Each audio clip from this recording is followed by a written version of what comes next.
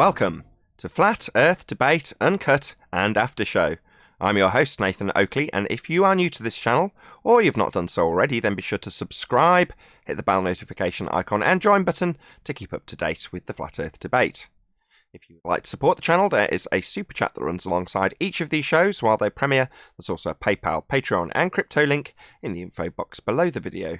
Most importantly, if you'd like to join the discussion, you'll have to wait until the show actually goes live, but in the meantime, I'm going to shout a massive thank you to all of the people who support me on Patreon. So a massive shout out of thanks and appreciation to Guns of Navarone, RMP, Troy Shuka, Bose Nail, Justin Duso, Joseph Pizarro, Samson, Maris, Harry Blade, Mobile Mac 777, Neo the One, Lost Cat FE, Rob W, Open Minded, Reese Pound, Del West Watson, Mike Muted, Dick Earth Skeptic, NA Literalist, Maria Nealons, Unbelievable Productions, Blue Ridge Ranger, Rob H, Nathan Thompson, The Real Gabster, Windrider, Liam Nedrick, Erwin Jennisons, Abraham Mohammed, Dave Rakia Gafford, Naibai, Adrian Quintana, Skeptic 936, Life is Short, Fireball X, Texas Mike, Edwin Johnson, Kirsten Smith, Alexander Main, David Wayne Foster, and Dank. So a massive thank you to all of you for supporting me on Patreon. Also a massive shout out to Vlad and Michael for supporting my GoFundMe campaign over the weekend while I wasn't broadcasting live. So a massive shout out to both of you for supporting my GoFundMe campaign. I'm going to raise the mic on whoever is in Discord and G+, and you can enjoy their conversation while I set up for today's live show.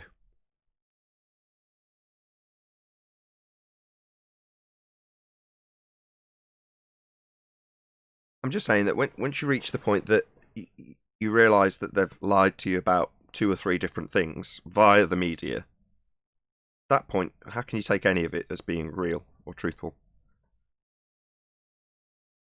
Listen, I was just speaking to my brother-in-law about how the world is being run by madmen. Currently. Madmen? No. Mom. Be very careful with that. Not madmen, psychopaths. There's a big distinction between the two. Yes, psychopaths. I agree with that.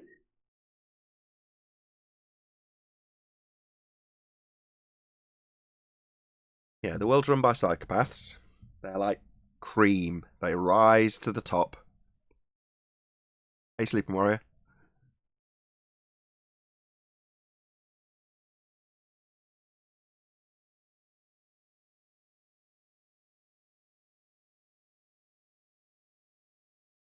Want some chicken and a can of Coke?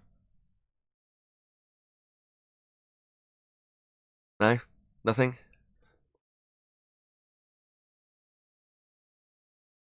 Thought a bit of a Scouse accent would rouse him, but clearly not.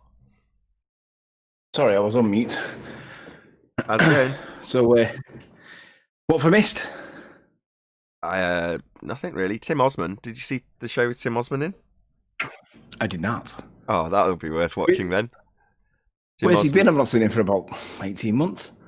Yeah, so he's disappeared, come back with the exact same proofsy, and not really understood the Black Swan argument, and been absolutely annihilated as a consequence of that.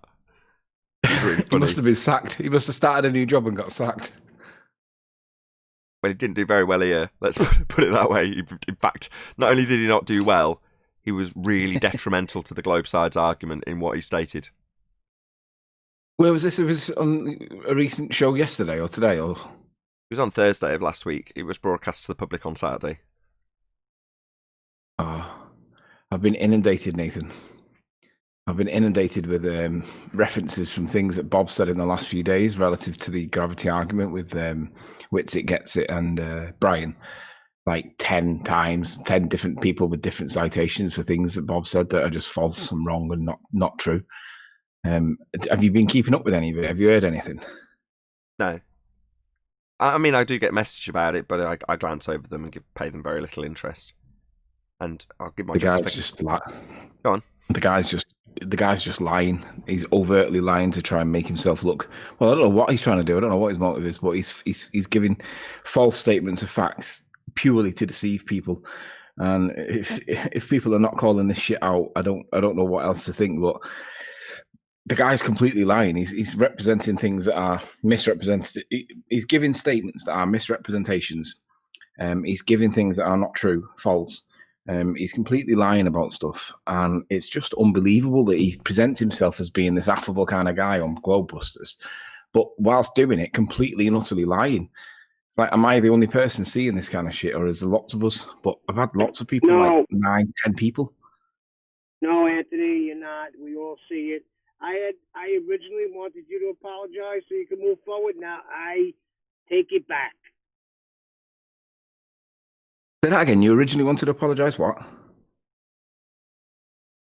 Because he said you cursed him and his wife out. Bob Nodell. Hold on, let's just stop a second, Neil. Forget about that for a minute. The personal issue I can care less about. We've dealt with it. As in, I've spoken about it and said you should apologise, you've refused. That's the end of it as far as I'm concerned in terms of that personal issue on this show. But the discussion in terms of relative density disequilibrium versus incoherent magnetism, am I correct in that definition of the two different sides that are arguing here? No, that's not even the way he pronounces it. He names it. He calls it density buoyancy. I mean, have we gone back to 2017? I've took a step back from flat Earth recently, but we seem to have gone back 2 years with the definition he's citing, like density buoyancy. I'm like, where the fuck's that come from? That's what he's claiming is the argument, and I'm like, he's either just deliberately doing this to discombobulate the conversation. Stop it! Stop trying to divine his motivation. Who cares why he's doing it? Let's just figure out what he's saying. And from what I can glean so far, you're saying that his representation of the argument, I'm going to call it our side just for ease, is that it's density versus buoyancy, which is a gravitational argument, as opposed to relative density disequilibrium, when you're talking about something that's been forced out of equilibrium and then dropped. He also says that, so he calls it density buoyancy, and he also says that he's done everything that he can to be open about this conversation. And I'm like, no, you haven't, Bob. You've completely rejected and avoided and ran away from when we've asked you to have conversation. How many conversations have I had with Bob over this? None. How many have I had with Jaron? 2.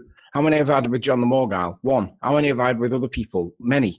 How many have I had with Bob? None. Yet yesterday, his opening line in the first 10 minutes was, we've been open and honest about trying to encourage this conversation. And I'm like, no, you haven't. That's a complete lie. You've been very closed doors and don't like talking about it, because we get to a point where when we get to the manipulation bit, you want to start talking about stuff that you can't manipulate and you pontificate about. And he doesn't like that bit. So he hasn't been open and honest at all. But he starts that show off saying that. And I was like, what the fuck is he talking about? He hasn't been like that at all. You still seem very focused on his attitudes personally towards communication rather than the argument, which is about... No, not his attitude, his lies. He hasn't been open and honest, Nathan, at all. You know he hasn't. Doing it again. If you're going to say lies, okay, just accept it and take it as read, because I'm obviously not going to stop you saying that. But be specific about what you say he's wrong about. Don't just say, well, he's lying, he's misleading his audience. Yeah, okay, fine, whatever.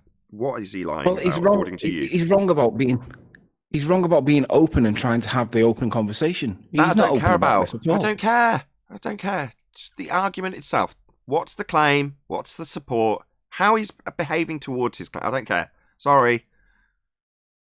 Yeah, but you're making it a personal issue. I'm not. Focusing on the I'm words. doing the entirely opposite. I'm making it a non-personal issue about the discussion points only. Let's remove the Bob from it and let's deal with the words. This person has been open and honest and tried to have the open conversation. That's not true. And it can only be a deception.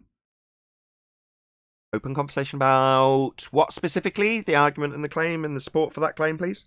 Well, density buoyancy. He can't even say the name, relative density, because he obviously links relative to Einstein and thinks that we're pushing Einstein when we say what we say.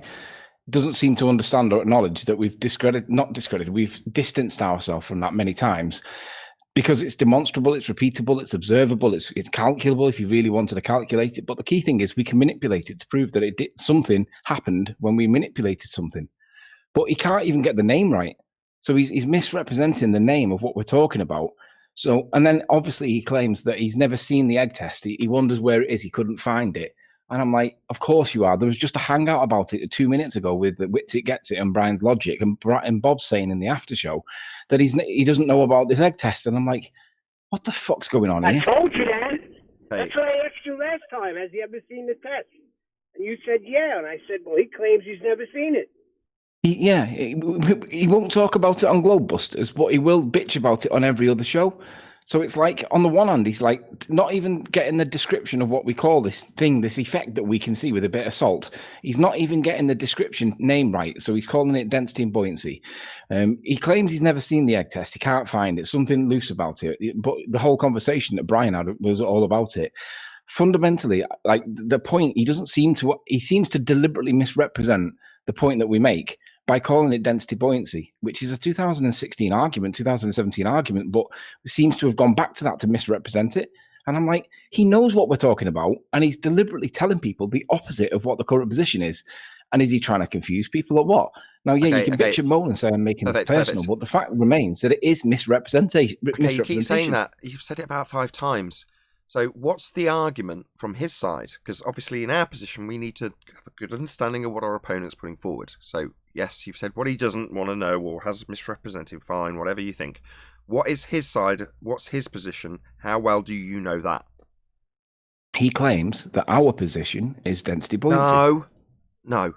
Not what he claims our claim is. What's his claim? He claims that we are claiming density buoyancy. That's what he's saying. Like pulling teeth. Not what he That's says. the way it is. Not what he says our position is. What is his position? How well do you know his argument for his position? Not how well he misrepresents, according to you, our position. Ugh. He doesn't have an argument, Nathan. He just describes density buoyancy, pins it on the UK lads, and then whinges about it all the way through. But the reality is, his ultimate question is, why is down down? Why is that direction down? And we all know that by definition, up, down, left, right, forward and backwards are relative terms to a human. So we talk about things that go into the sky as up, things that go into the ground as down. But the human needs to be there to do that, right? Without the human, there is no direction. But Bob's insistent that there is an absolute down. And because he's insistent that there's an absolute down, that's where it reduces down to. But he doesn't accept the definition for relative directions. That's the problem. Fine. Excellent. Getting somewhere. So his position is there's an absolute down. Okay. There isn't. You can defy that with gas. I guess that's where the conversation stops. Well, indeed. But if the conversation is geared towards what he's representing or misrepresenting of our argument and how he talks about the guys from Britain, none of it's relevant. What's relevant? What's the position being argued about? There's an absolute down. Well, no, direction's relative, but if you want to argue even from our perception that there's an absolute down from a human's perception, okay, well, let's take it from there. No, there isn't, because gas defies that. It expands in all directions equally. Well, that's not down. That's not an overriding down. That's an all directions, all vectors, and things that move within that gas may have a direction relative to the gas.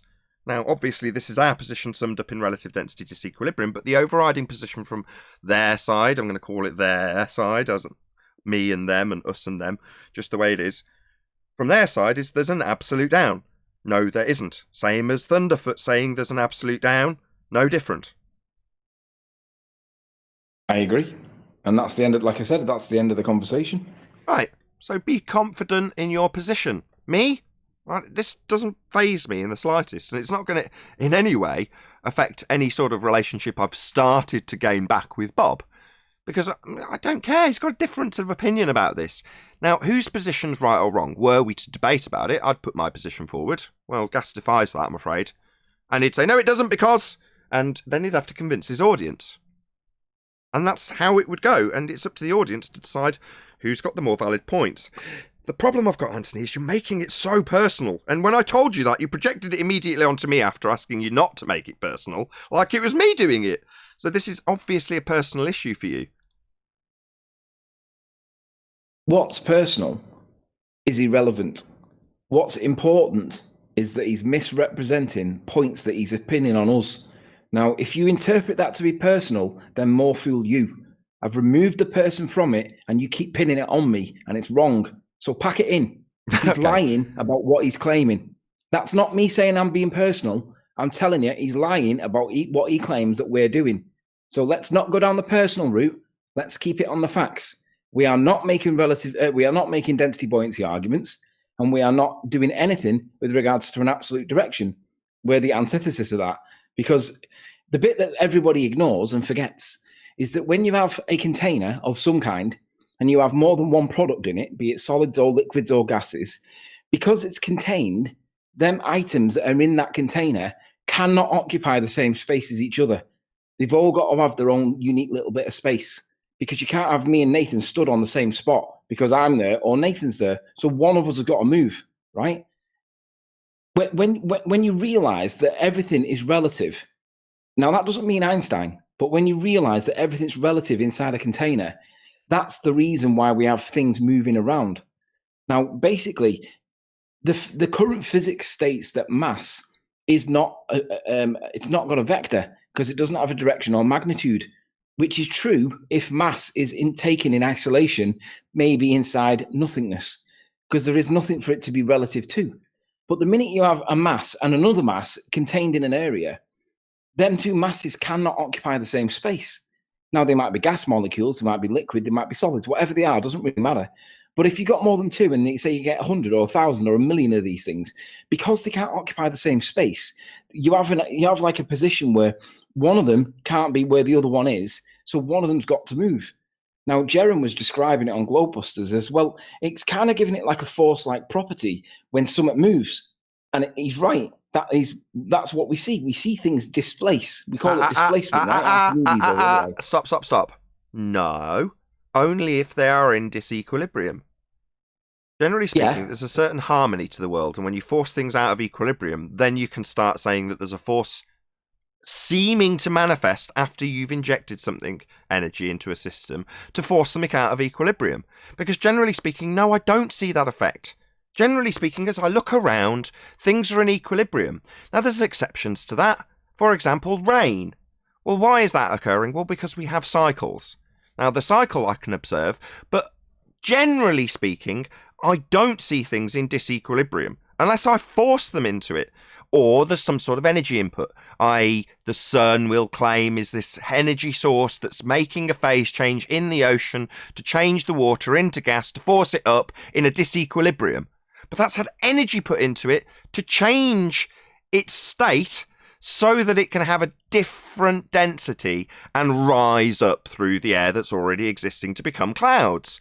But that process has had some energy put into it in the first place. But if I ignore the sun putting the energy into the water and then say, oh, wow, looks like there's a magical disequilibrium upwards, I can start asserting there's an upward vector.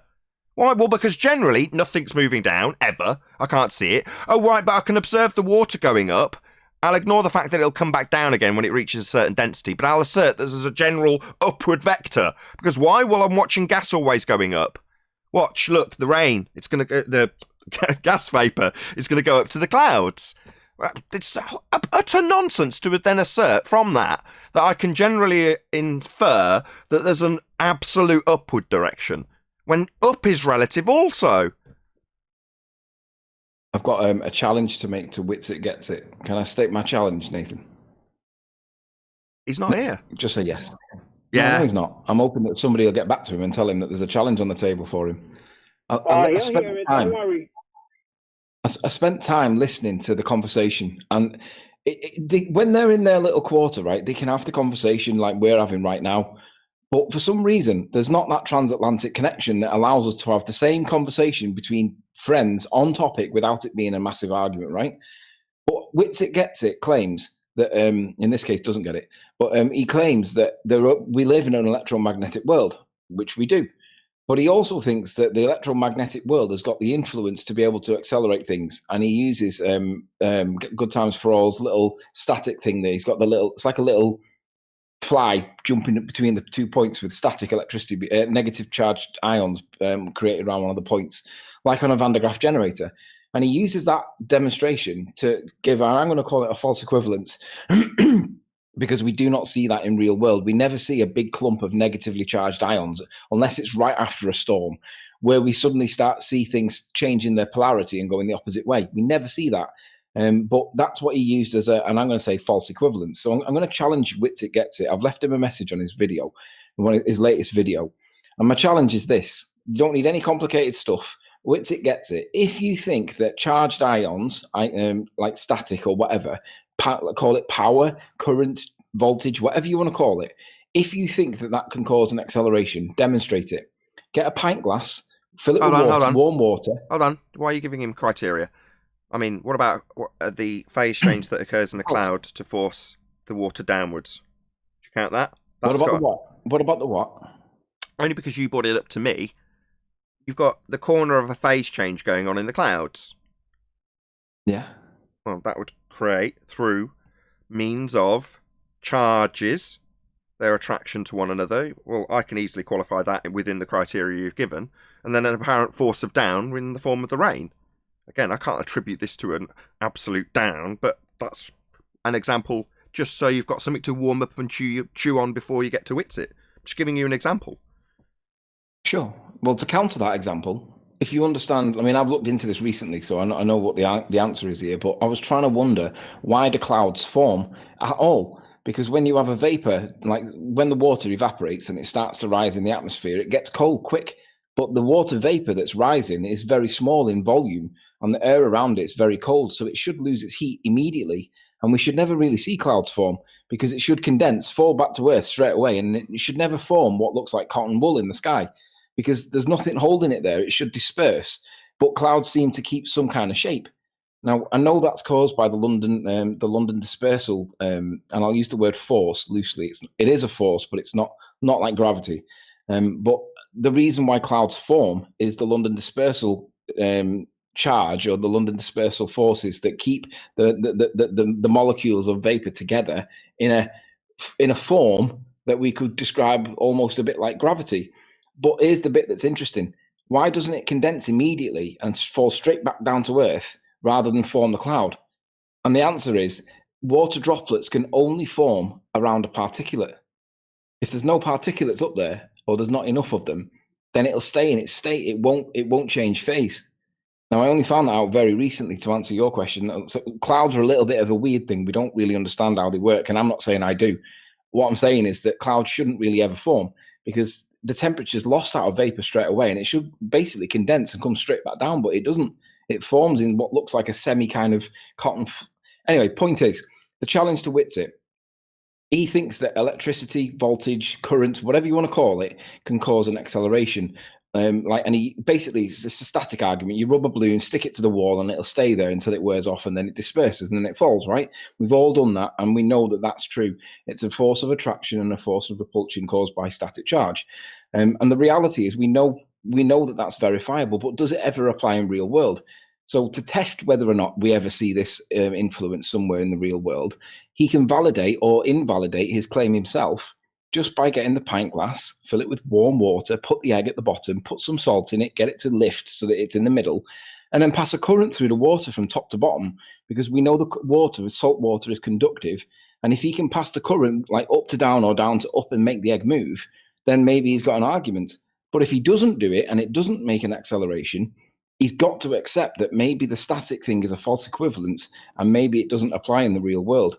Because if he can't make the egg accelerate like I did with mass, which isn't meant to happen on their model, then he's got a problem. Because the whole show with Brian and the Globebusters argument focused around this electrostatic perception that it causes an acceleration real world.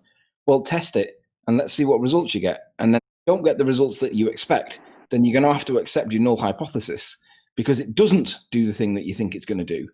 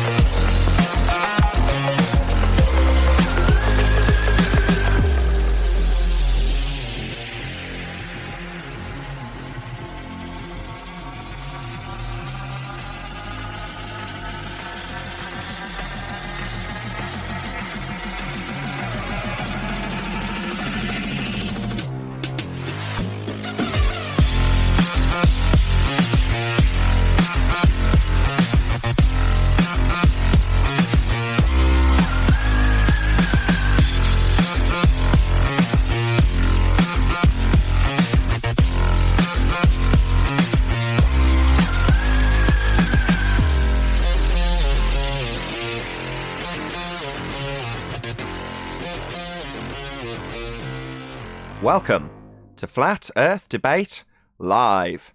I'm your host, Nathan Oakley, and if you are new to this channel, or you've not done so already, then be sure to subscribe, hit the bell notification icon and join button if you'd like to become a Nathan Oakley 1980 channel member and keep up to date with the Flat Earth debate. If you would like to support the channel, there is a super chat that runs alongside each of these shows while they are live. There's also a PayPal, Patreon and crypto link in the info box below the video. Most importantly, if you'd like to join the discussion, simply mute the page you are currently watching, then click the link in the info box below this video to join the panel and express your views on the nature of Earth. If you do join, please don't swear. If you do, you'll be ejected, and if you are, please don't try to rejoin the stream using sock accounts. You'll be warmly welcome back on the next stream. Please also share the show on social media. Sharing the show obviously increases the live audience, but this in turn increases the chances of a more diverse panel, so please share the show on Facebook and Twitter. One last time, if you're new to the channel or you've not done so already, then be sure to subscribe, hit the bell notification icon and join button to keep up to date with the Flat Earth debate. Now, we are joined by Arwin, 10th Man, Brian's Logic, Neil, and Sleeping Warrior in Google, together with a whole bunch of people in Discord. So welcome, one and all. Hey. I'm here too. I did say hello to you just before I gave you entry, Arwin, so I did introduce you. Right. Yeah, I'm the one you forgot. I knew I'd forgot someone. I'm really sorry, Chocolate. You forget Chocolate. How could I forget Chocolate? Outrageous. Good morning, guys. Good morning. Good Good to have morning, you all. Chocolate. Good weekend, everyone. Hello in Discord as well. Do you know Yeah. what? I had the Weekend best was weekend intense. ever. Shout out to Manchester. Manchester raised the roof this weekend. Obviously, COVID anti-masking protesting was going on. Basically, we were expecting a really heavy police presence. Very few police, very well behaved, allowed us and basically supported the protest march. Thousands of people were there, maybe 3,000, maybe. No arrests that I saw, no fighting, no violence, no nothing.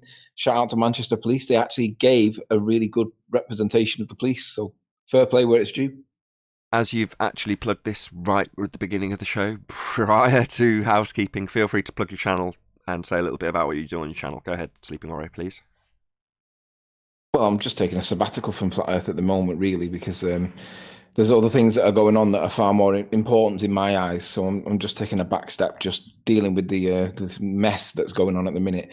And I've come back into the topic like in the last day or two because I believe there was a little conversation between Brian's Logic and Wits It Gets It, and I've had like 9-10 people say, "Hey, check what was said here at this timestamp," and I've gone back and listened to bits and pieces, and it's like, wow, gravity's gone back a couple of years in the last 6 months or so. What's going on? Well, let's start there. Any scientific evidence of gravity? No. There was a whatsoever.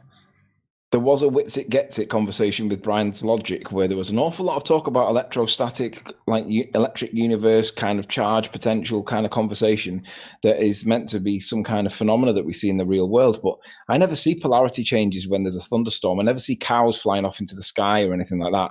And I'm just wondering, has anybody got any light they can shed on this? Because I'm a bit confused as to where this perception that there's a polarity change at certain times of the day. What's going on? What's going on? I don't understand what that's got to do with an assertion that there's a downward vector overriding everything else. So, is there any scientific evidence of gravity? No, none whatsoever. It's a reification fallacy. Relative density is scientifically provable and repeatable. Everybody can do it. And it does not require some very small extra little thing influence whatsoever to function. Hey, Arwin, did you notice that Bob was he weren't calling it relative density? No, I don't want to talk about Bob. He was calling it density buoyancy. Have we gone back to 2016? I don't care. I'm the same, man, Arwin. I've tried this all through the show, and Anti's been his lawyering self and projected some of the things he's feeling and expressing onto me. Nevertheless, he does really want to talk about this. Pardon, So Nancy. hold on, about gravity. Hold on, About gravity, this guy said to me, because we talk about dropping things, they have to pick them up first. And he says, well, what about on a mountain? Rocks still get loose by themselves, and they go down, they don't go up. Yeah, rocks do get, there's something called breaking the bond of cohesion, which is basically the weight on the side of the rock that's getting too heavy for the cohesion to keep it basically it'll break that cohesion because of its own mass. But it's got nothing to do with anything pushing from above or pulling from below. It's the breaking the bond of cohesion is caused by weight, not weight, mass times acceleration due to gravity. Just the weight of the mass in question gets too heavy for it to hold itself, and you break the bond of cohesion. But there's nothing pulling or pushing on it to make it do it. It's just breaking the bond of cohesion because it's own mass. Likewise. And it goes down rather than up because it's heavier than the air, of course, correct? Well, not necessarily. You can have a puddle of water that just sits out in the day and dissipates into the atmosphere. Hate to use the word, but for common use. Because it's going up. It's going away from the puddle on the ground. When there's no mass amount of energy in fall arrest, like with a rock that's got a loose bond, as Anthony's described it, well, things go up as well. So what?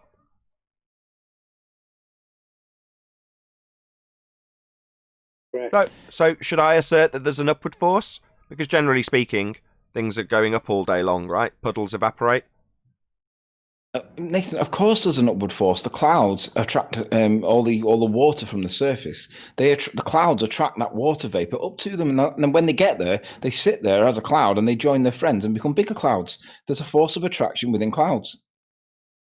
Right, so you're saying, yes, I can assert an upward vector that's overriding because of an instance I can assert that things go up. Wowee. No, I can't. And it's, Yeah, but hold on. Of course, it's not just the surface of water. But clouds are not water vapor. They are actually condensated. That's why we can see them. Yeah, but they've got to get there, though, haven't they? And when they get there, they then condense and then for some reason don't fall out of the sky. But something holds them there, right? So the clouds must be self-evidently gravitational by their own existence. It's a self-evident truth. Or Or relative density is simply keeping them exactly in place in that state. It's not just it's not just water vapor that clouds attract, Arwen. It's helium balloons as well. They get pulled out your hands. It's incredible. We can see it. We can test it. Right. Okay. Enough of the sarcasm. Right. Gravity is not an upward vector, and all of the arguments that we can make to assert as so are merely to pour scorn on our opponents in this particular argument, and they're on the flat Earth side in this reference. So, okay, let's cut it out. Right. There is no upward vector. It's relative. Same goes for down. Now you can find examples of both. But they're always going to be determined by their relative density. That's what will determine whether they go relative to us, up or down. That's what makes the most sense to me. But that's just how it is. I'm not giving you a cause of that. I'm just describing how it is. Well, it is the thing. The encapsulation of the whole topic of argument that was the fundamental topic in the Globebusters that I listened to at the weekend, and indeed Brian's logic against Wits It Gets It, was that if you're going to say that there's something beyond that, you've got to demonstrate it. Because we can all pontificate around the topic and say, well, I think there might be unicorns up there. So what? Unless you can demonstrate it, it's just pipe dreams. But if you can demonstrate it, that trumps the idea of it being like a pipe dream, because you can have your pipe dreams. That's great. And we all think Narnia is fantastic, right? But it doesn't actually exist. But if we can demonstrate something that's not meant to cause an acceleration, in this case, mass, salt, water, egg, then mass itself isn't meant to cause an acceleration on their model. But when it's relative to other masses that are in the same container that are fighting for the same space, it does cause an acceleration. And that's the bit that they don't tell you. When it's relative to other masses in the same area, something will force the other to move. Now, like Jaren says, that looks like it might be a force. It looks like an apparent force, perhaps. But you understand that you can't have two objects holding the same place at the same time. So one of them physically moves, because otherwise they will blend into each other and become one globule instead of having two, right? So we know that that is a thing, and it does look like there's a bit of a force going on. And then if you start mentioning the word force, all of a sudden gravity's back on the table. So let's be clear. We know that you can't have two objects occupying the same space. But if you're trying to get them to occupy the same space by not giving them much room to get away from each other, then you're going to get either pressure or you're going to get displacement. And that's the way it is. But if you're going to claim that there's more to it, let's see the demonstration that demonstrates that you make an acceleration when you're not touching something. Because if you can't make the acceleration and it's demonstratable real world, then it's just a pipe dream. What are you talking about? Gravity. Relative density disequilibrium creates force. No, That's we're not. there. No. Anthony's offering an alternative that he's got validated by experimentation. Now, that is an assertable cause for the effect. So Anthony's done that. I'll just ask once more. Any scientific evidence for gravity? No, nothing. Just pipe dreams and smoke screens. But they've got a claimed effect, right? Which you can give the cause for. Correct, Anthony? Sure, I can demonstrate it with a little bit of salt, a glass, some water, and an egg. And what would you do with such an apparatus, and what would you be proving? What would be the observed phenomena? What would be the independent variable? The observed phenomena is that some things appear to float in their medium, some things appear to sink in their medium, some things appear to suspend in the middle, like clouds, for example. And I can manipulate the positioning of the things within the medium with a little bit of mass. Now, we're told that mass is not a direction. It's got no vector, it's got no direction, it's got no magnitude. Yet I can use that mass to create an apparent force. Now, whether you want to attribute that force to be a non-directional gravitational nonsense, no. fine. Just change the word, not force, vector. Yeah, but I manipulate that, right? And scientific method states that the thing that you manipulate is the cause. Now, what we're actually arguing over is the interpretation. But there's no doubt that that little bit of adding mass did something, right? It made something move, and it's not meant to do it. So that's the first point, right? Second point is, if something's moving by F equals ma, that's meant to be a force. Is it really a force, or is it a displacement, or what? Well, that's really where we're talking. Well, perfect, because you can answer somebody, C. Lamb something or other, says, say that, what I think he says. Buoyancy, man. No, see, He misspelled it. He misspelled it. Yeah, it can't be buoyancy because buoyancy is defined in physics as an effect of the force of gravity, right? But we know that gravity is not a force. So it can't be buoyancy because mathematically, at least, and we all know that maths is reality, right? If it's said in maths, it must be true on their model. In their model, buoyancy's got little g in there, but we know that little g is not an acceleration, it's an effect. So it can't be buoyancy. So we can't use the phrase buoyancy. So no. Thank you. Let's move on. Any single viable hypothesis from any of the fields of astronomy, cosmology, or astrophysics? Not yet. Bob did say something interesting about that. He said in his opinion, he thinks that there are some perfectly viable theories in the astrophysics world. And I nearly fell off my chair. I couldn't believe it. So, yeah, he literally said them words. He said there are some. So Bob thinks there are, but Well, there might be. I don't know. Hold on. Let's just give some clarity to that. A theory in scientific vernacular is the aftermath of scientific experimentation. And scientific experimentation is the actualization of hypotheses. And hypotheses is the establishment, prior to experimental validation, of cause and effect. Effect being a phenomena you observe, cause being something you assume has caused that effect. So you have an effect, you assume the cause, you vary the cause. If it causes the effect, you've done an experiment.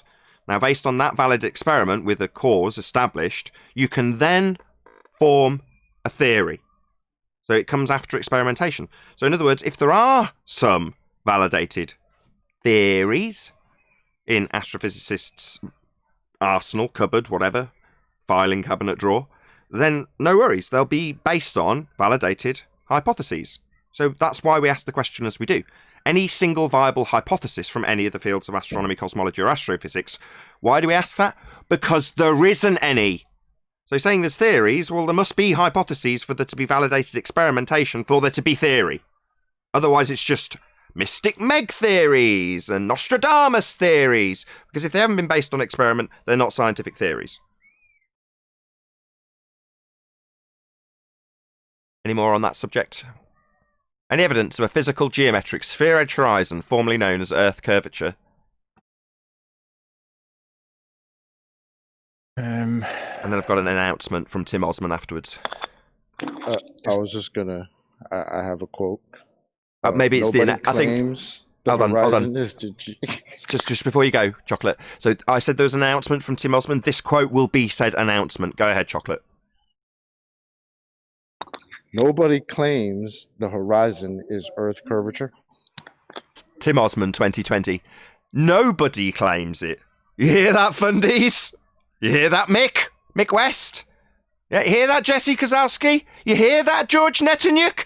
Nobody claims it. Right, Tim? You complete buffoon. Sacrificing your own religious belief in front of an audience. So when Tim said in the past that boats go over the horizon, you can see it at the beach, and buildings drop behind the curve, you can see it at whatever flats it is that he goes to. Is he not violating his own position by saying that, or is it gets better? Yes. Not only that, he had literally just presented a picture with contrasting horizons with the title, "This is Earth Curve," whilst making the declaration, nobody claims the horizon is Earth Curve. He had that image presented to us when he said those words. I kid you not. Yes, so did anybody point this out? Did anyone point this out to him? And what did he say if they did? Oh, yeah, we pointed it out, all right. He asked if we were muting him.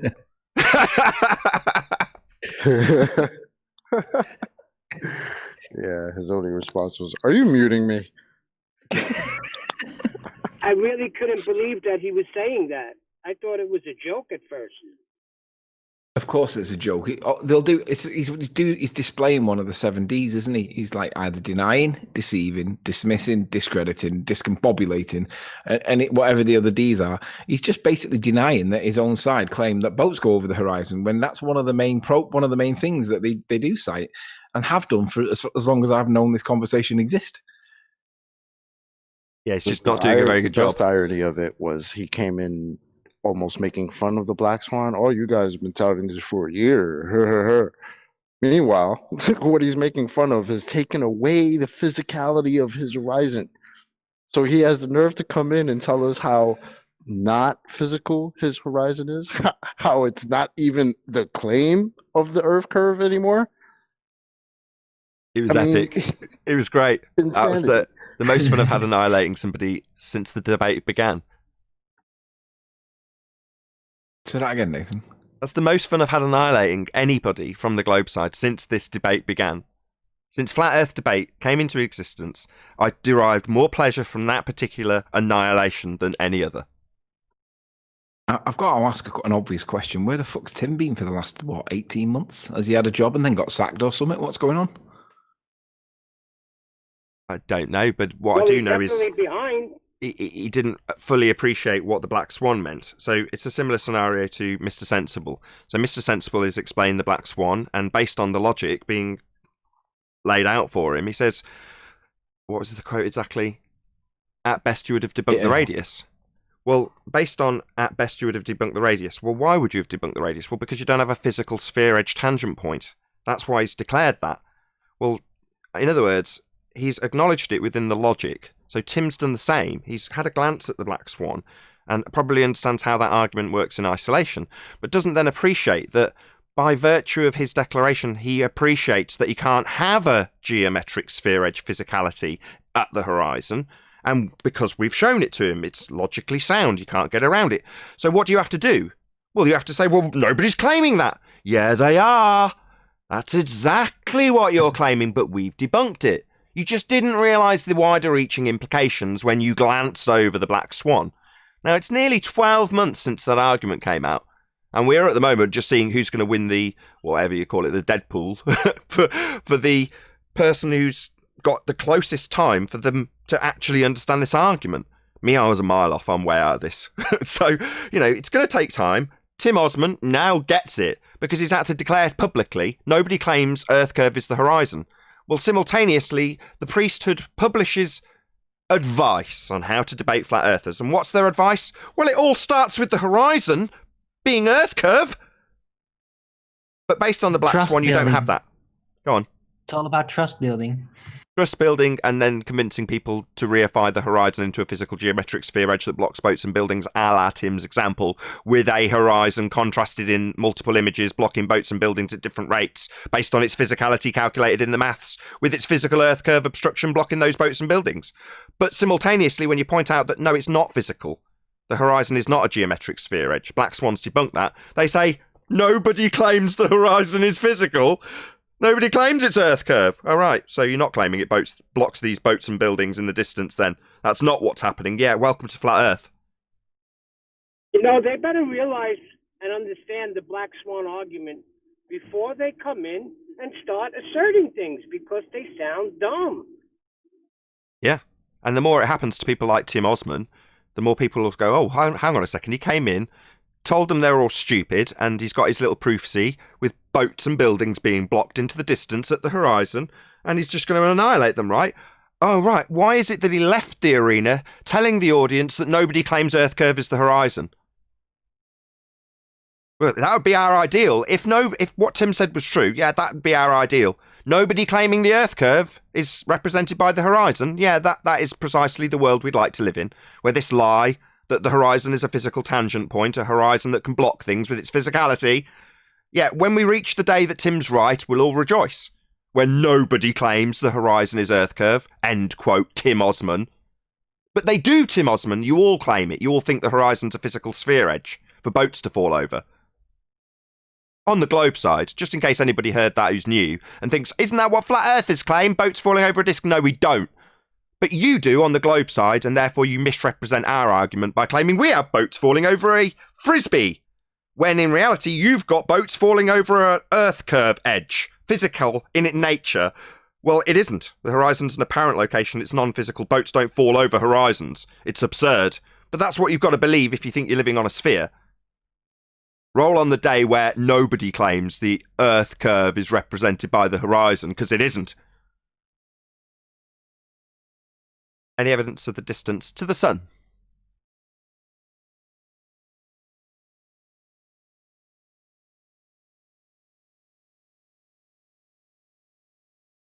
No.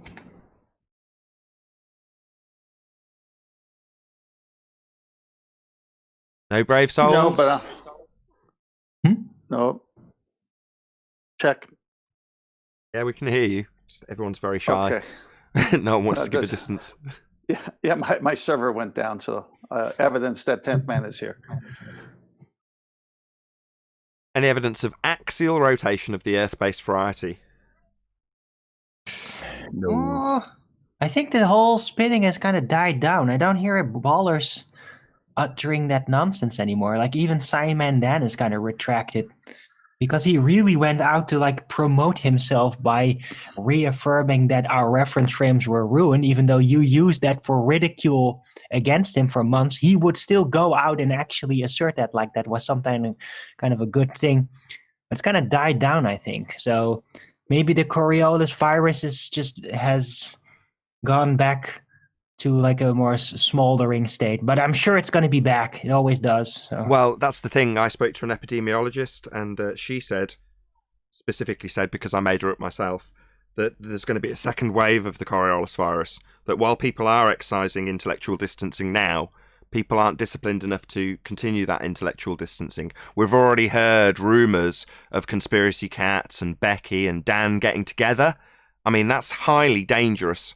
You know, I mean, obviously, if I was in charge, I'd send the police down and take away some of their human rights based on that, because epidemiological studies suggest that the statistics prove it. In fact, why am I saying suggest? The statistics are there and math is reality. And the epidemiological studies basically prove, because scientists say, that the Coriolis virus is going to be spread if you don't exercise intellectual distancing. And these people, let's face it, they're not going to be capable of that. So there will be a second wave of the Coriolis virus. I absolutely guarantee it.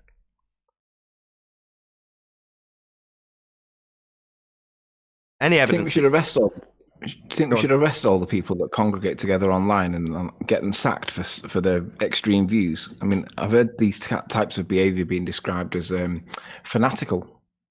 Yeah, we need to figure out some sort of testing system where we get people, let's just say Simon Dan in this example, you know, you tie him to a chair and you say, does Earth turn underneath as a second reference frame at 15 degrees an hour? And you shine a light in their face. And if they say, you and your reference frames are ruined, you chuck them in a little padded cell and you make sure they don't have any intellectual contact with anybody ever again, because they're poisoning the globe Earth rhetoric which they need to retain.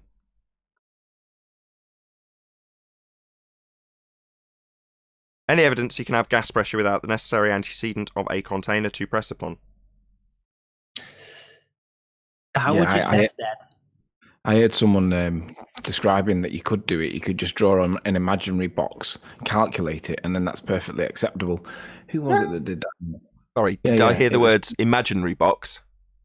Yeah, that's what he said. He said you can draw a box, draw out a volume, you can calculate it, and then that's perfectly acceptable. Okay, let me just It was, try again. It was That's- not so. that's So a even in virtual the container, imagination, you need Yeah, a box. Okay, I didn't think I'd have to. like even in the imaginary world, you still need a container, or there's nothing to calculate. How Yeah, ironic he's is got that though, hasn't he? He's got an imaginary box. Let's just rephrase the question. I never thought it would come to this. Any evidence that you can have gas pressure without the necessary antecedent of physical containment to press upon?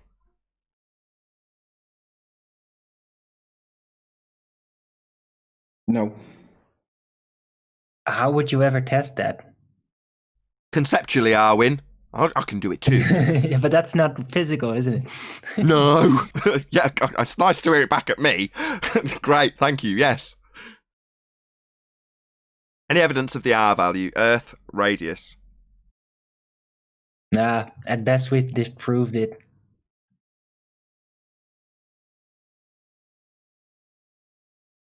No, to have a radius, you need to be a circle or a sphere, and that middle point to the surface is the radius. So you would see curvature based on the 3959 where it's supposed to show, but it never shows.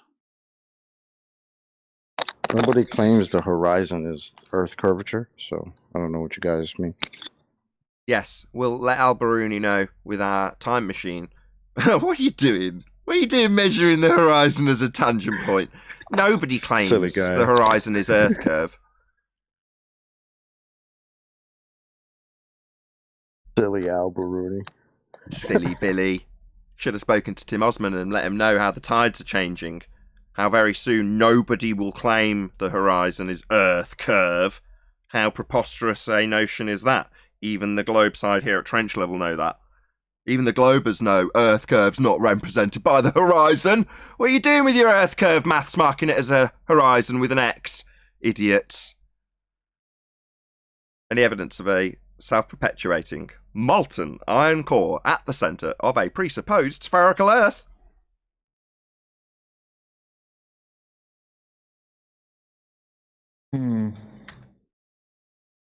I got proof of crickets.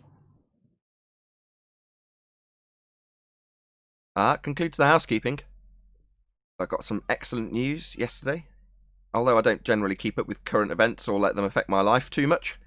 My wife was like, you can take the kids to Spanish tomorrow. I was like, oh wow, how come? She's like, oh, there's no more lockdown. Not that I noticed that there was one in the first place. Or it seemed absolutely no different out and about when I was doing my thing. Nobody seemed to be behaving different to me, but there we go, that's just my perception of things.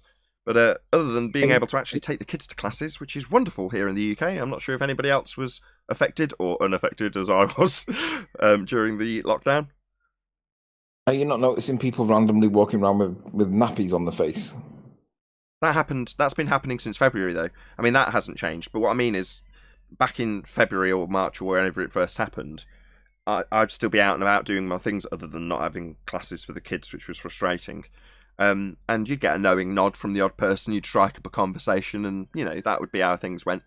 This time around, like I say, my wife told me, oh, there's going to be another lockdown, and I was like, oh, right, okay. And I just carried on life as normal, and when I'm out and about, it seemed like life was carrying on as normal, as far as I could ascertain. There was a lot more people out and about doing their thing. Anyway, just my observations of this time around. What was your independent variable? Me noticing that there wasn't deserted streets and no cars anywhere. Oh, right. So if you weren't there to notice, would they exist, or is that only for light photons? You're assuming a parallel between the collapse of wave functions and people existing on the street. These two things aren't comparable, Anthony. I'll give you, Nathan, that you're sharp. You're sharp. I'll give you that much. It's an interesting thing because when you talk about that wave function collapse, if you expand that out to the edges of known existence, right? Now I'm going to say that in literal terms. The edges of known existence. Try and picture that in your mind. Well, there might be a point where, if I use your parallel, not a person, but let's say a tree, you get to the edges of known existence, and then you look at the tree, and there's a good chance that that tree hadn't actually had any sort of form or any other existence until you observed it. In other words, it might not have actually been there, because nobody's seen it to experience it up until that point. Now, that's a crude example, but the point is that without a knower to initiate wave function collapse, then what do you have? Well, you just have a series of probabilities. Well, it might be a tree there, might be one of those probabilities, right? But it's a crude example, but you've got a point, is what I'm trying to say, Anthony. And will they be there? Well, that's a bit more crude than I'd like the example to be, but you've kind of got a point. Does the tree make a sound when it falls in the woods? The answer to that question in quantum mechanical terms, there is no tree. That's the answer. Did you not see it come into existence? If no one's there to experience the sound of the tree, in quantum mechanical terms, it's just a series of probabilities. What tree? Exactly, what tree? Well, one of the probabilities that there might be one. And that probability, just for further clarity, it's worth dropping this in as well. That wave function, that's the probability. That's the nature of the probability. But it's got a name, wave function, and is therefore often confused with physical waves, which they're not. Yeah. And then sometimes people will say, well, it's comparable to light with sound, because sound is waves. No, it isn't. Sound isn't waves either. Changing the pressure in a series of stuff, air, the molecules in the air, isn't a wave either. It's just preposterous. It's just a way of describing it. Anyway. I digress. The other thing you can bring in as well, you can shoehorn the Heisenberg uncertainty principle in, because the tree that we're talking about that may or may not exist in quantum mechanics, the more we talk about this tree, the more we know that it probably does exist because we're talking about it, but we have no idea where it actually is. And the more we try and find where it is, it's not actually there. Thus going back to the principle of, well, is there actually a tree? So you can bring in the Heisenberg uncertainty principle as well, which is brilliant. But so long as there's information in regards to things that are in existence, then they are experienceable and will ever be experienceable, unless they're going through a life cycle. But you know what I'm talking about. Generally speaking, once something is in existence, it doesn't matter if you go away from Mac or Lighthouse and stop looking at it flashing for a year. It's still in existence, right? And that's not going to change the documented history and the photographs and the various other things that could lead back to it still being there in existence are always going to be there. So therefore, even if no one's looking at it, it's still in existence. But again, when you go back to the edges of existence, the edges of manifest reality, you do just have probability, and the same goes for light that's inexperienced. Nobody who's actually observing something that is a light that has diffracted, well, it's never going to collapse, so therefore it only exists as probability. Well, when you get to those understandings, and they're scientifically qualifiable, you've got actual scientific data to prove these things as real, you can, as a knower, influence wave function collapse. You can collapse it from being probability to being an actualization of the thing just by experiencing it, just by knowing which path it went through in that particular example. So that's a scientific experiment that validates this. Well, the wider reaching implications are quite frightening, because it means that, I've got to choose my words carefully, there's a point where things don't exist as an actualization of what they are, only a probability. And you, as a knower, have an influence on that, which means that you have a direct influence on your environment as a knower, as somebody with knowledge. Well, that means that people have a direct influence on how life manifests. Now, you regress that through a few cogs and you say, well, yeah, you are the arbiter of your own existence. You have a massive amount of influence over what you do and how things affect you. But at the wider reaching levels of existence, you could directly manifest things in terms of you're experiencing them, and therefore they're no longer being a probability, you seeing them actualized, but you're the influence on it. That means that we might actually be in a rendered, quite literally, rendered meaning in physicality. When I say actualization, that means things are manifest. You can actually experience them, touch them. But prior to that, they're not. So that means we're in a rendered reality. Right. A simulatory natured physical realm. Yeah, Jesus it's not Christ, bits and... I knew I wouldn't be pricked up his ears by that. But it's not bits and bytes. It's not like you conceptualizing the bits and bytes made into colours on a screen. That's not what I mean by actualizing. We do have physicality. You can touch stuff. I mean, I've spoken about this before when I was disagreeing that we don't live in the bloody Matrix, when disagreeing with David Icke on one of my very, very early videos, and I'm slapping tables and saying stuff is real. Well, that's still true. But when you say things are actualized, that means they manifest themselves and become real. What we describe as real, physical, touch, you can experience them with your five senses. Well, those are what I describe as real, but there's still a pre-point prior to that. So long as there's no documentation, so long as there's no way of knowing after the fact, then something is just existing in probability, therefore waiting to become manifest. Well, that's quite a mind-blowing notion when you think about it.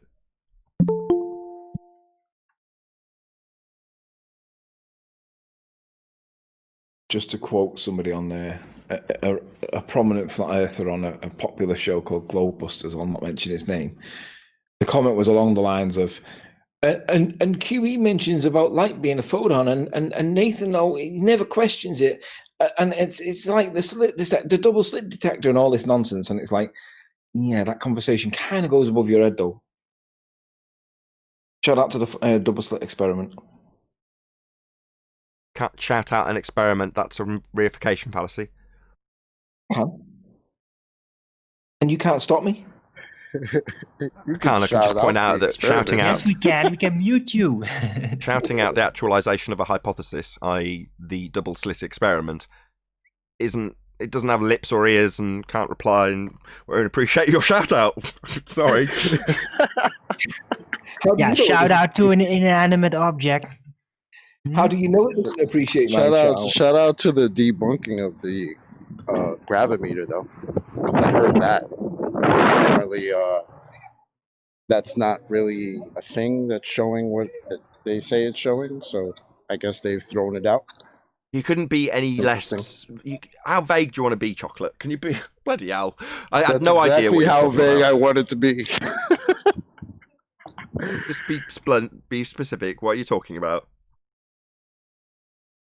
Well, that gravimeter thing was supposed to be what they were purporting as proof of a downward accelerating force. Well, I don't think any of them are in agreement with that at this point. So I think they've thrown that out. Okay. Should I throw a party, or what's... Yes. No, I mean, well, if you want to, sure, but I mean, that's what they were using as, well, at least from what I remember, Bob using as some type of evidence for the existence of this, downward accelerating force. It's another man-made device attempting to conjure a phenomena into reality, biting the dust. But from what I've gathered, from what I heard from Jaren and Whitsitt and all them, they're not using that to account for this force. They're basically using it for what it is. It's just timing what the rate of fall is for something in that device, but it's not showing an outside accelerating downward force. So I think they've chucked it. Delicate piece of equipment, that. You don't want to be throwing things like that around. Yeah. Okay, well, let's hope that the discussion, or infighting as it might turn into if we're not careful, stays relatively civil. At least get the comparison argument correct, because I mean, if you're going to call it like density and buoyancy and go back to like 2016, there's no progression forward there, is there? You're starting off with an older argument that's developed significantly since then, and it's just not nice to misrepresent the opponent's argument or the opposition's argument in the first instance, because it basically makes people think that there's an old historic argument that's not been superseded. And I use the word superseded intentionally. And I think that's an important point, because as they were speaking amongst themselves, at some point, Bob brought up how what we are arguing with them is the existence of downward acceleration, and then changed it over to force, which Jaren caught on to when he said that. So Jaren established that, well, they're not saying, from what you're saying, it doesn't sound like they're saying that there is no downward acceleration. We're talking about the force that's causing that acceleration. And it's very important to make to distinguish the difference between those two arguments. Because, yeah, things accelerate down when they're dropped down. Yeah, sure. But things accelerate upwards too, right? That's not our argument. You're trying to establish that there's some force that's causing that. That's where we have the problem.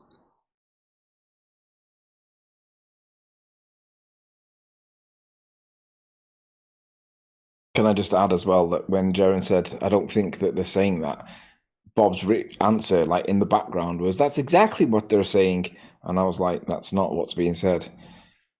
I don't know why. I just don't understand how he can misrepresent the argument and then debunk what he thinks is the misrepresented argument and think that it's not going to get spotted. It's like, what are you doing, dude? If you can't have the conversation because reasons, don't tell people that you're open and transparent about it, because you're not. Have the conversation or don't, but don't tell people that you're open about it when you're not. You're not the boss of him, right? He can do whatever he likes. And if you detest it, don't tune in. Don't let it affect you.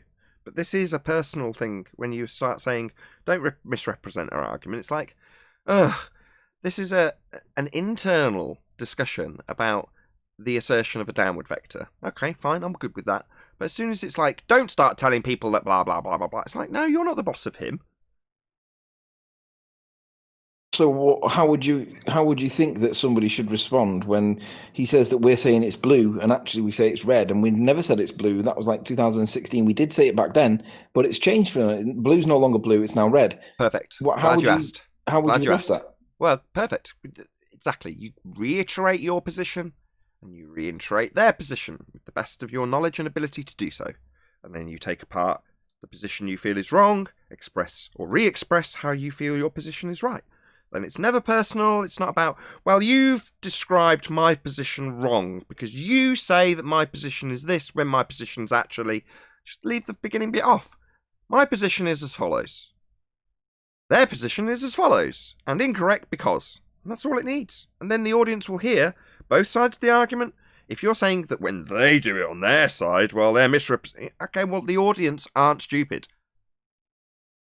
No, but they are confused. So I'd rather point out that he's lying and be personal if that's the way that you want to describe it, and say, no, people, this guy is misrepresenting the argument, and whilst Nathan wants to maintain that neutral position a step back, I'll say, for the avoidance of any confusion, the guy is blatantly lying. So if that makes me personal, so be it. Okay, your perception of that leads people like the mind of God in the audience to say that he's a 22nd degree Mason, and that he's a shill, basically. And it's absurd. Disagreeing with somebody. I do think he's a disinformation agent, yes. Oh my God, I didn't expect you to... Oh God, somebody throttle No, I agree. him. So if he can't convince people that bobbity or whatever it is, because let's be honest, right? He doesn't like the phrase bobbity because he says that it's just personalising it to him. But the problem he's got is he talks about this other thing, right? He can describe it, but he hasn't got a name for it. He hasn't got a demonstration for it. He hasn't got any maths, and obviously that's an important thing these days. And we don't know what to call it, but because he hasn't got these things, but he wants us to believe it anyway, how is that not anything to be other than described as confusion? Because I would say that's deliberate and intentional confusion.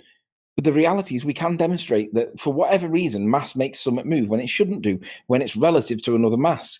But we're not told that in current physics. Yeah, we can argue about the interpretation of what's going on all day, which is what's kind of happening. But the reality is there is something going on with mass there that we're not being told, or we don't get told. And it doesn't mean it's got anything to do with Einstein. But if you're going to put somebody on the topic that's deliberately saying about this alternative reality that you can't even put a name to and then gets offended when someone calls it bobbity, how is that not intentional confusion? Doesn't make the person intentionally dishonest when you've literally 5 seconds previous said that it's being discussed based on interpretation. Well, that's what's happening. But I've got to be honest, at this point, it does seem like you say your criticism is that he's misrepresenting your position, but when you're representing his position, I hear things like that it does this. Well, Tim Osmond did that. It's like, what's it? Be specific. What are you talking about? When you say it and you're talking about his position, what is it? In other words, detail his position. Don't just say it, because that's vague. I did. I followed that up by saying that whatever he wants this thing to be, right? He can't put a name to it. He can describe it, but he's got no demonstration, or he's just got a description of what he thinks might be going on. And what's that? Woe betide anybody that pins And it what's on that? poverty. That's the 'cause he bit I'm doesn't like interested it. in. That's the bit I'm interested in, because that's the bit that you're going to be pulling apart. So just detail that. But how can he detail that when it's got no name, and we have to try and give it a name so that we know what we're talking about You compared said to he what we're had a not talking about? You said he had a description for it. Well, if you're a good opponent, you'll know that description like the back of your hand better than he does. So what's his description according to you? There's an absolute down. Perfect. That's So you literally summarised it in 3 words. You could have dropped that in when it was just it. Confusing for the audience, he might say. Wouldn't you agree? Oh, probably, yeah. Right, so he's got the same criticism as you. Even though I'm playing on his behalf as devil's advocate, I could impose him having the same objection as you, though, couldn't I? Sure, but when I get a dictionary out and look up the definition for the word up, down, left, right, forwards, backwards, and it comes back with the term relative directions to a human, everybody else can accept that, but for some reason that doesn't go in his ears. It comes straight back out the other side, and he completely ignores it. And I'm like, I don't know how we can. How is it a conversation? God, you've given 5 seconds dedication to the point, and then immediately gone on to, I don't understand how he can do this, that, and the other. Right, so you've got relative directions being described. We've got a claim that's actually clarified now from you, I might add, not him misrepresenting other people's positions. Absolute down and relative direction. That has had, from you, about 10 seconds. But we've had, I kid you not, probably 15 minutes straight of moans about one person personally. You won't accept that. You're like, no, I want to make it personal. It's like, well, then the point's lost. I agree. The point was no, stop whining, Tony. No, don't you, Alwyn, you bastard! Don't stick the knife in. That's so unreasonable, Alwyn. Just because I've won my point and got it across, don't now twist the knife and tell him that he's whining. That's so unreasonable, and so Alwyn. No, it's not, because he is. But the thing is, serious, make it technical. Don't make it personal. Stop it. But if it was dealt with in 5 seconds with a definition, right, then the rest of it is, well, why can't that be accepted from the opponent? Because it's only getting 10 seconds. That's why. Well, then why do we need a continuous explanation for all this alternative science that he wants it to be and just confuse everybody? Perfect. Finally got there. This video has the word education below it. That's what education is. If you want to teach somebody something, you've got to be repetitive. You've got to go over and over and over it until they understand it. You've got to check and verify that they understand it. You don't moan about how they haven't got it the first time around. Moan about them personally, have the audience claiming they're a bloody Freemason, and only dedicate 10 seconds to the actual explanation. But that's the justification for why disinformation agent is a reasonable word to describe. Oh, God, I can't win. Oh, I'm not going to win this, am I? I called it, Nathan. I told you. It's exhausting, this is. I love it, though. The point is, we've got a claim. And if you, both of you, if you're saying, if I'm to take what you say as read, okay, and I will, I'll just take you at your word, Bob's misrepresenting it. Well, I can hear why and how in the words that you use when you describe his position, with words like it, and then endless waffle about how he can't get it, and not describing what it is. When you get to the point and actually say it would be an assertion of a downward vector, okay, then we've got the claim position clarified as you understand it, because it might be that he comes back and goes, no, how dare you, that's not my position at all, and then we're getting somewhere. Unless Bob decides to do what you've done and gone, I don't get why he can't get that I'm not asserting that it's an overriding downward vector when I've explained it. Is he stupid? Is he a shill? Is Anthony a Freemason disinformation agent? He could go on like that forever. But I would hope, as time progresses, both sides of the argument become more concise in their argument and less about why the other side can't get it. Well, I would hope that he sticks to his word when he said that he's been open and honest about trying to have this conversation, and either have the conversation or don't say that sentence in the first place, because it's not true. We are having the conversation. Unfortunately, at this stage, though, it's still only getting 15, 20, 30 seconds of airtime.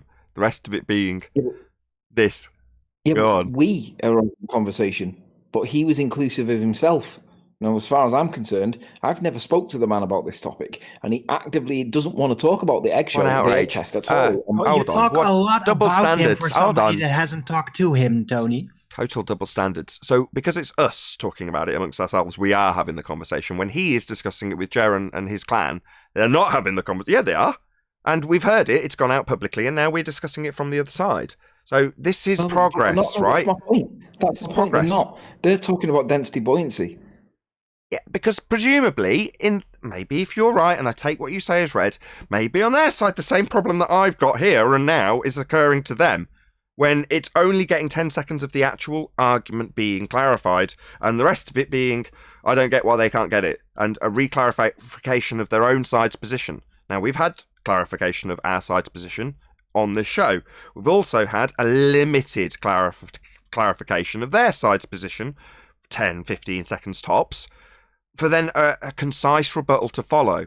Well, we've both, on both sides, got to understand each other's position better than the other side does. For you to win. For you to win this argument, you need to know his position better than he does. And your position, and how it isn't right. But at the moment, that particular aspect's getting very limited airtime. And that's the bit that's frustrating for me. I actually agree with that. Well, that's why I said you were whining. It wasn't meant as a personal attack. It's basically trying to, hello, why don't you keep it purely technical? Stop complaining about somebody else's behavior. It doesn't help. Just get technical. Stay technical at all times. That's the only way to fix it. Nathan just said it in another way. Now, can you please listen and not reassert the same thing over again, Tony? Let Tony reply, then I'm going to read out a super chat. Bob, go it's on, not Tony. density buoyancy, Bob. That's about as technical as it needs to be. Okay, it's not. Okay, fine. Your objection is they're not representing relative density disequilibrium. They're representing it as a abstraction of gravity with buoyancy, which isn't our position. Fine, that's been made clear. I just want to read out James Richard's super chat. Hold on 1 second. I will let you go again, Nancy. I'm sorry. I understand both Nathan and Tony. I mean, if we can't go by the definition of words, what good are words? Open brackets, information. And if the definition is very simple, what the problem is, or what is the problem? Right on, James Richards, exactly. Sometimes I'd allow the personal shit. In the pre-show, I might have probably tolerated this. It's been laboured, and that is with me attempting to quell it. So in other words, there's something under the surface that needs to be boiled off, and that is going to hopefully dissipate. How can I describe this? With a controlled valve. Hopefully I'll be that valve, because I see what's happening around me and I'm trying to keep it jovial. Because it will just descend into chaos and arguments and shills being claimed, as that's already happening in the chat. Mind of God's a flat earther. What I can do, Nathan, is I can plug your pre-show from this show, where I put out a challenge to Witsit Gets It, because Witsit had a conversation with Brian's Logic, where he was very adamant that there was an electromagnetic effect in the real world that we see. Now, my view on it is, well, if there is, we'd never see any phenomena that supports that, because we don't see like an inversion of polarity. We don't see cows flying up to the sky at any point. Now, I'm exaggerating to make the point, obviously, but we don't see anything change in polarity, right? The only thing that ever goes up and comes back down again seems to be weather. But what else goes up and comes back down other than man-made peeling balloons or whatever? So I've challenged Witsit Gets It to demonstrate that an electromagnetic effect that can make stuff accelerate. See if he can get the egg to do what he thinks it should do, if his claim is correct. It's in the pre-show, right at the end of the pre-show. And I've even spelt it out for him with regards to his hypothesis, his null hypothesis, his independent variable, his dependent variable, because he's going to have to accept his null hypothesis. But that means he's going to have to make a concession. And I don't think he's going to test it, because I don't believe that he'll want to make the concession. But it's all out there for anybody that wants to go back and listen. And Witsit Gets It. If you go back and listen, execute it. See if you can do it and support your assertion that electromagnetism in any way demonstrates some real world. I'm going to have to mute. Hang on. No worries. So I'll do a plug for my own show then. Unless Witsit Gets It becomes a member, he'll be able to see that on Nathan Oakley channel. That's tomorrow. Tuesday. So what is the date today? Is it the 7th today? Yeah, so Tuesday the 8th of December. That'll come out on Nathan Oakley channel. If you're not already subscribed to Nathan Oakley channel, then subscribe today. There is a link below. I'll also do a couple of quick shout-outs as it's the live show. So Michael Seklovsky, who I think is the longest standing contributor to me. Thank you very much for supporting my GoFundMe campaign. Same goes for Vladimir. Really do appreciate your support. So thank you to both of you. Just thought I'd do those quick shout-outs as we are actually live.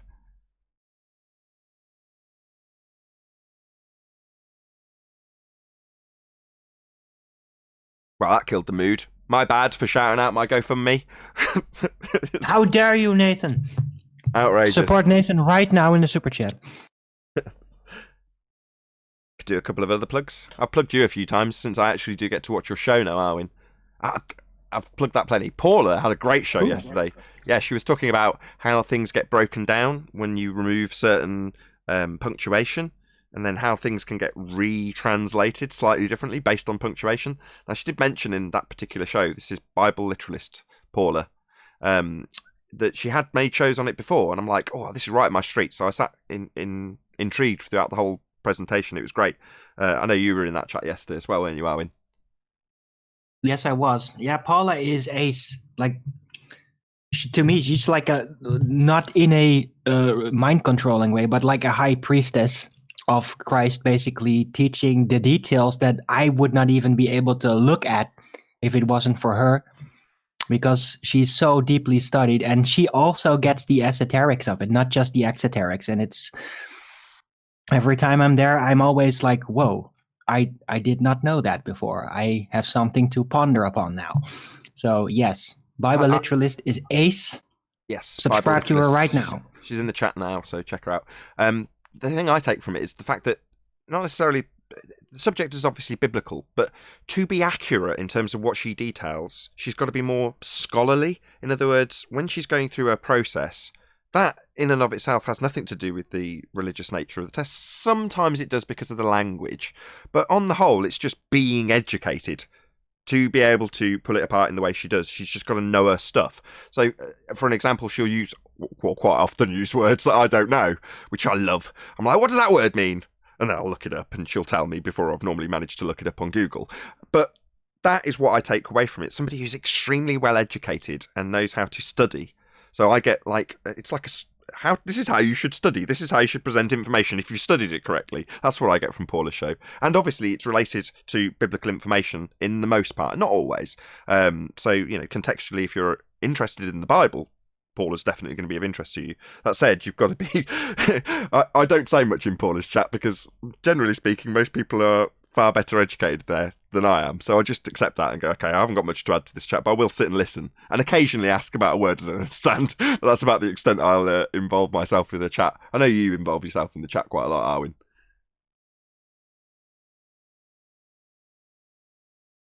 Yes, I do, when I'm not casting magic spells. Yes. What? I missed that last part. Just taking the mickey out of you because you disappeared. I'm sorry.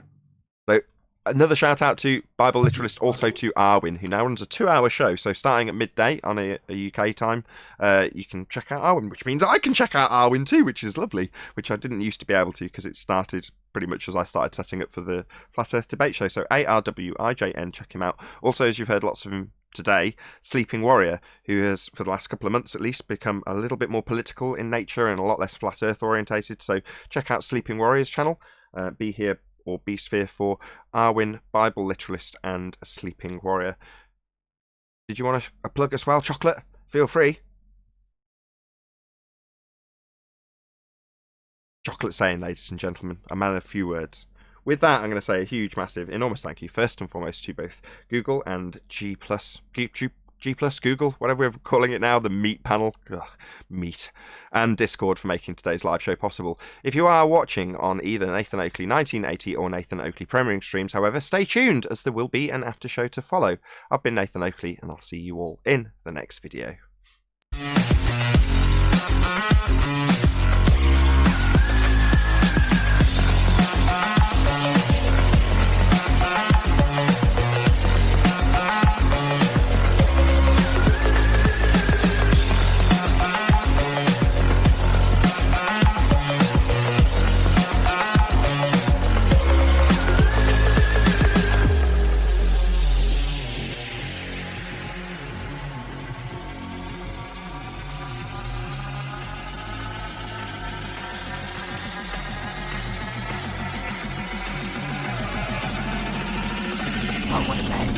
What a lovely day!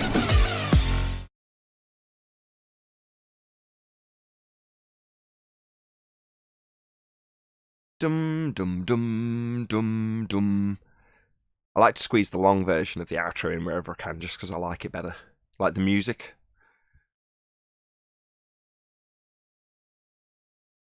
Yeah, I agree, music's Nathan. pretty Really dope. like it. Well, I'm glad you all agree. Right, if you're in the live stream, nobody's kicking anybody to the after show, so follow me into the after show by clicking on it.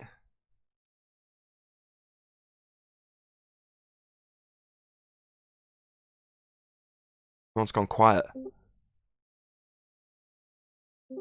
Arwin, Chocolate, Neil, Anthony. Sorry, I was enjoying the outro. I've noticed you've been playing the Outlaw, Nathan. Yes, I saw you in the Discord server, Adam. So initially, just to clear up that comment, which I detect the tone, I moaned because it was too long and cut it right back. And I'm sure Adam was very offended, given it was his long and hard work to actually produce it in the first instance, for me to just turn around and go, "Smile's too long, what are you doing?" Now, over I thought time... it was a pre-agreed, Nathan. I thought it was a kind of an unwritten rule that I knew that was happening, that you were... Whatever I did. Yeah, I'd hack it down. Generally, Adam would do a lot of hard work, and I'd go, "It's too long," and then hack it down. So when it came to my own intro, I said the same exact thing. However, the original version, which isn't that long, because it was probably 10th video Adam had been made at that stage, and every time I said it was too long, he'd intentionally made it that bit shorter. And the condensed version, which is still over a minute long, is actually really pumping in terms of the music itself. It sounds wicked on my hi-fi.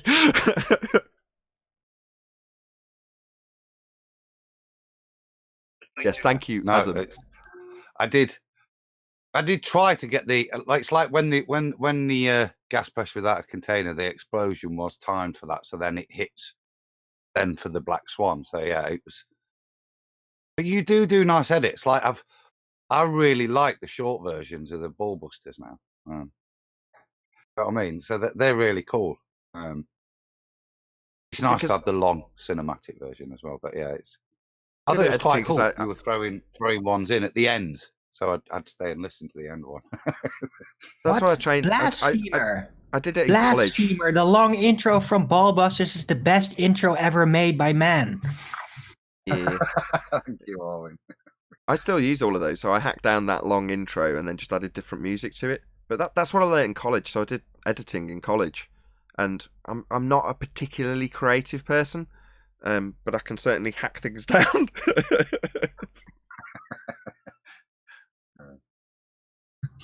By the way, Adam, did you catch the little song I put in the Skype? I might want to use that. My wife told me to turn it off. She said it was making her feel sick. She said, "What is that noise?" Okay. So I think it's got potential, Owen. Well, it was really meant to get attention of people, so I think it would. Are you going to get out and about this season with your camera, as you're on screen right now with your camera in your hand? Maybe I will. I hope so. I might have a car available to me soon, and if I would, then I definitely go out and do that a lot easier. Yeah. No hills nearby? Nope. Hello, this is the Netherlands. A hill would be really useful then. That's a tourist. Yeah, well, there aren't any, so. Say again, Adam? I said that's a tourist spot in Holland. They finally will go out for the novelty of seeing a hill in Holland. I was struck by how flat it was. You know, when we went for the convention. Previous trips to Amsterdam, you only ever see the inside of a cafe, so it was nice to get about a bit. But it's just so flat, unbelievable. Really? You're a typical Brit. So you mean when you weren't going for a convention, you've just gone and got stoned the whole time? Wonderful. Yeah. I've been to Amsterdam many times, and I remember one time going to the Van Gogh Museum that's there? There's loads of museums in Amsterdam. Yeah. I remember doing the Anne Van Gogh Frank Museum, Amsterdam Museum, State Museum. It's full of museums. Yeah. One of the most memorable museums was the Sex Museum, and it was like a history of pornography and things of that nature. Absolutely fascinating.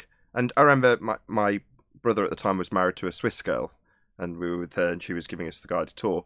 And she said, we're going to go to the sex museum. Now, bearing in mind, she's Swiss German, and there was often times that things got lost in translation that you would snigger at because you think that doesn't probably mean what she thinks it means. But in this instance, it did. It meant exactly what she meant. But it was still fascinating, really, really interesting museum. Some of the old... I can't really go into any detail because this is being recorded. But yes, it was very interesting. But my point is there's lots of museums and lots of interesting things in Amsterdam beyond getting high. Right. Did you actually find any confirmation that any of it was true? Or was it just a nicely sounding made up history? Because there's a lot of issues about pornography in history that are being like kept from people's minds. Like, for example, the porn revolution in the 20s in Germany that completely screwed up their people and was probably the cause for Hitler to rise. How about that? Did they make any mention of that? Yes, they had aspects of pornographic propaganda, and a lot of it was like antiquated technology. Like I didn't know that. Like antiquated flick cards and things that were clearly from the 1800s. You only had to look at them. No one's gone to the maybe they've gone to the effort of faking it, but I don't think so. Just things like that, antiquated technology that was used, and the overriding thing that was clear was that a lot of some of the technology and the print had come from this thriving underground industry. In other words, it had pushed a lot of technologies to become better for people to look at their porn. So, sex sells, and it's always been the case, and that was quite interesting. Well, they do say that prostitute is one of the first occupations man has ever taken on, or in this case, women. Indeed, they do. Anyway, this needs segueing away from. Yes, Amsterdam is very flat. I agree, Adam. Sorry, my phone keeps going. That's why I didn't come into the... As you fly over, you see it, don't you? You see, like, I don't know if you call them what I think they'd be called, but I would call them levees, like all over the place. And you look at it from above, and you're like, so all of that flat water's being kept back on that little patch, away from that little patch that's growing crops of whatever description. And you look all over and you go, well, the majority of it is on the same pretty much level. All of it.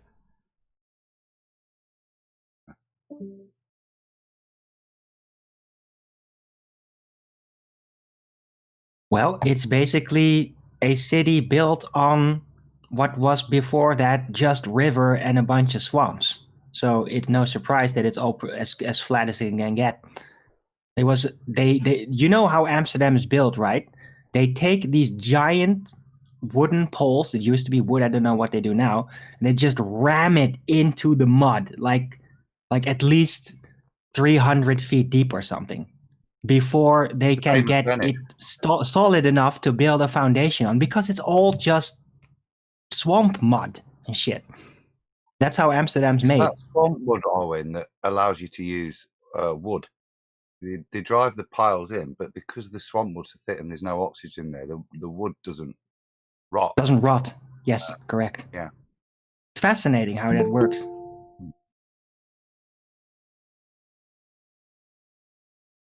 Hey, Nathan.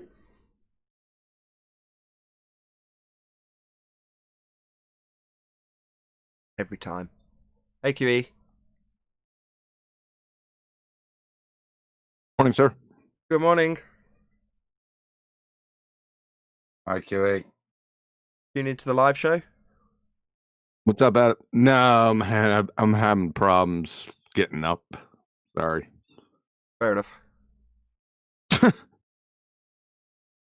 Have you not had breakfast then?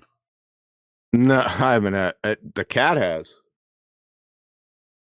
Just hooked him up. This getting old thing's getting old. This getting old thing's getting old. Well, it's not going to get any younger. Good point. Good weekend, apart from a barrage of messages about how I should be concerned about somebody else. Yeah. Did you see my holiday well wishes? Yeah, beautiful. I gave it a love heart. Happy Christmas, mate. Christmas jumper on today? No, that's I did that's notice that, Nathan. As for Nathan, did you get my holiday well wishes? No, sorry. Yeah, you did. You just didn't see it. Transceiver. You've got to have a receiver and a communicator with an agreed upon structure of the format of the information itself. Yeah, we had all that. You just didn't look. Well, then it doesn't technically exist. It's still just a probability. Oh, God, I created a monster.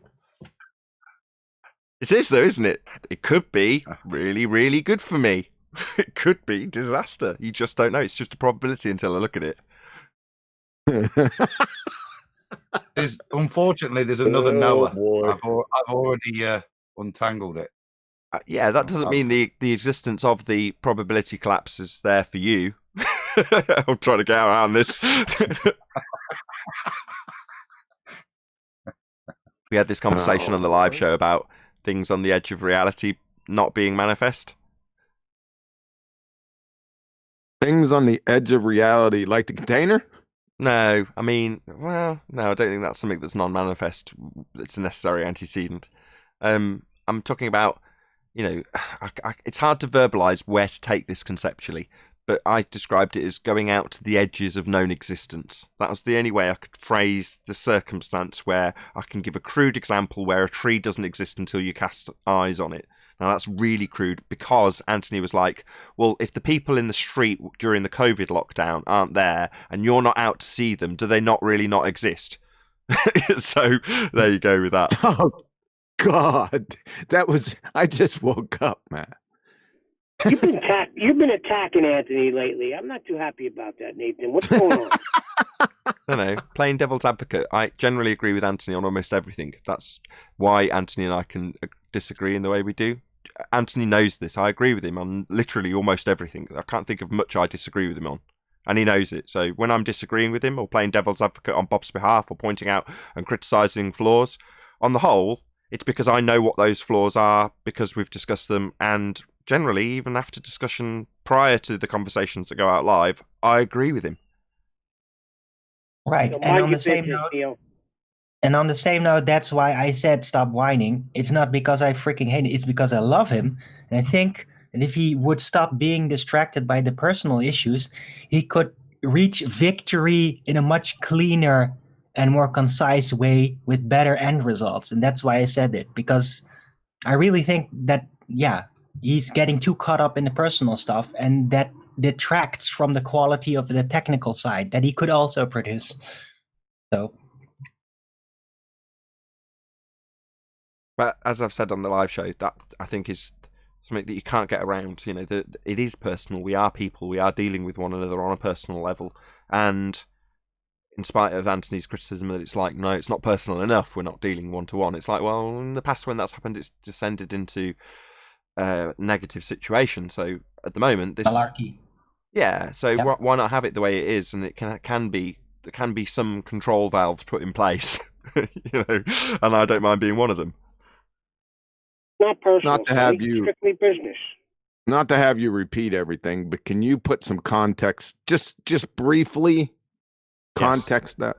I can. So Anthony, Gravimeters? yes, Anthony's saying that the position we hold isn't density buoyancy. That's obviously a gravitational effect that we don't claim. And his criticism is that Bob's representing our position as though it is that gravitational assertion of density and buoyancy. Meanwhile, my criticism back at Anthony is that when you're describing their position, which is to assert that we've got an overriding vector of down, you're not describing that. You're just saying it, and then criticising on a personal level why Bob doesn't get our explanation, which Anthony's very good and concise at describing. So no criticism there. Hopefully that was concise enough. So go with the argument rather than the man? That's what Arwen's saying, and yes. Good point. Anthony's not even here, but he's probably playing on a computer game, making a cup of coffee, doing something other than listening. So, you know, I doubt he'll even Or listen he to has it.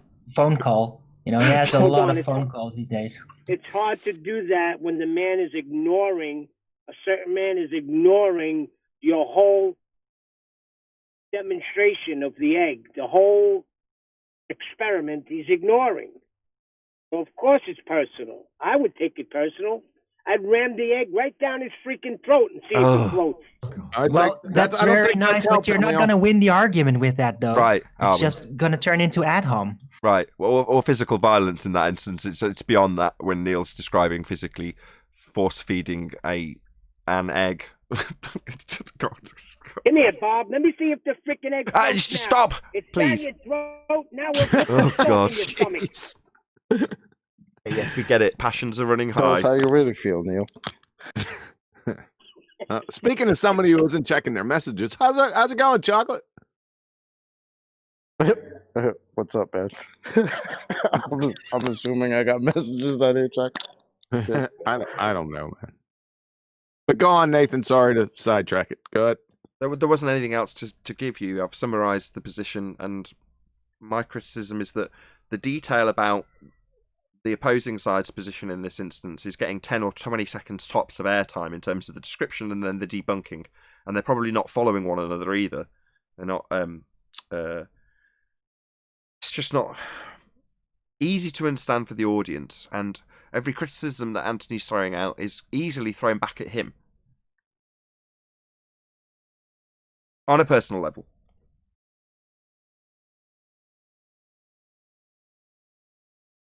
Sorry about that.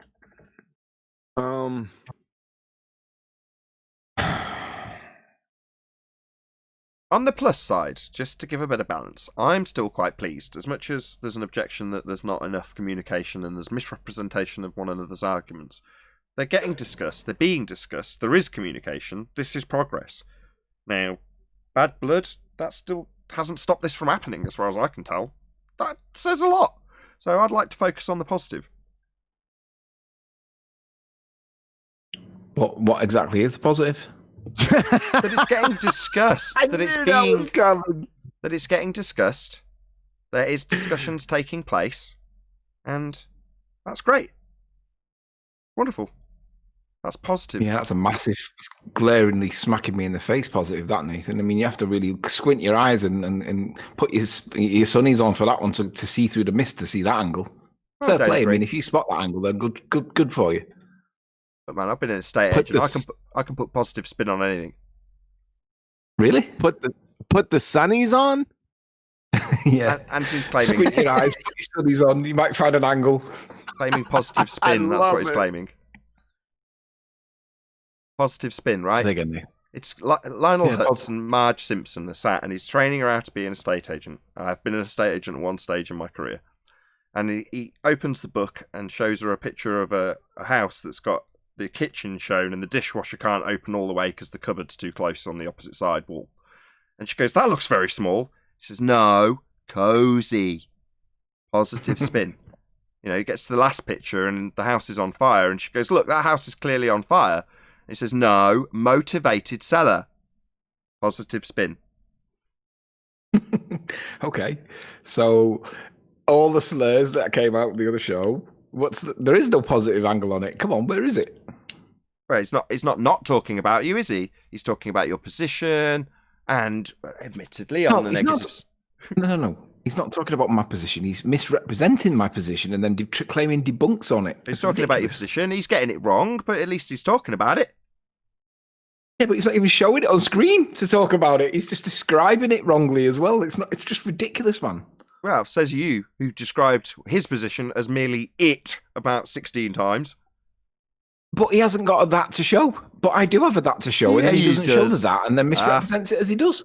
When I tied you down for about 10 minutes... This is the flat earth debates, right? When I tied you down for about 10 minutes, you finally summarised his position accurately. Now, I assume you summarised his position accurately once, gave about 5 seconds to it, in terms of a downward vector. Now that has been summarised and reiterated at least 2 or 3 times, thanks to me, it might be the case that you're wrong about that. And we'll find out. And that's the positive. It's been dedicated to air. Here, now, we're doing it. And your summary of his position's being clarified. Well, I won't be patting you on the back if he turns around and says, "You haven't summarised my position right at all," and gets very cross and maybe turns it personal. Let's hope not. But this would be my point, because at the beginning, in the first 10 minutes, he said that he's been open and honest with the conversation. Yet I've not had any conversation with Bob, yet he's quite happy to criticize the egg test and not reference it as the egg test, misrepresent it as density buoyancy. And I would describe that as not being open and honest. But that's what he claims, yet there's no conversation. So how can there be an open conversation if he won't be open about it and misrepresent it? It's a double contradiction.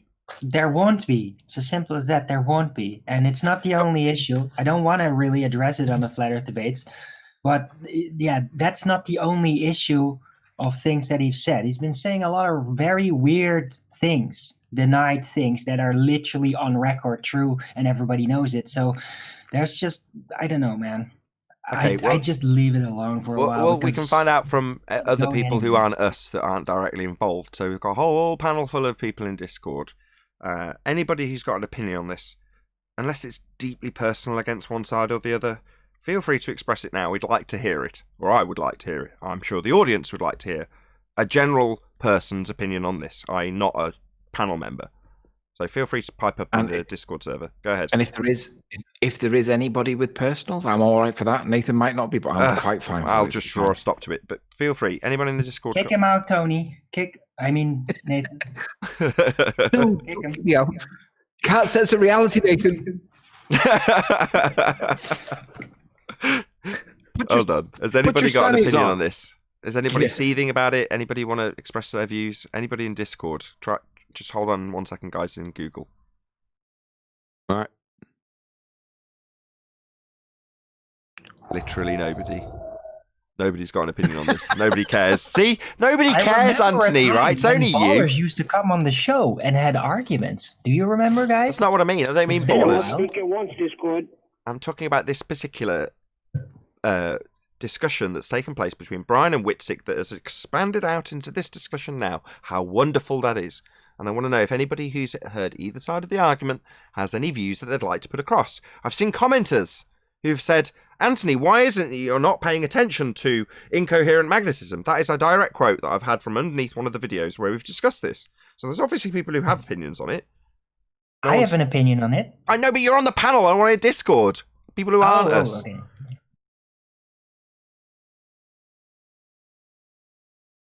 I could log into Discord if you want. Oh, Darwin. Nobody on Discord wants to get involved. So wait a second. They're chatting away.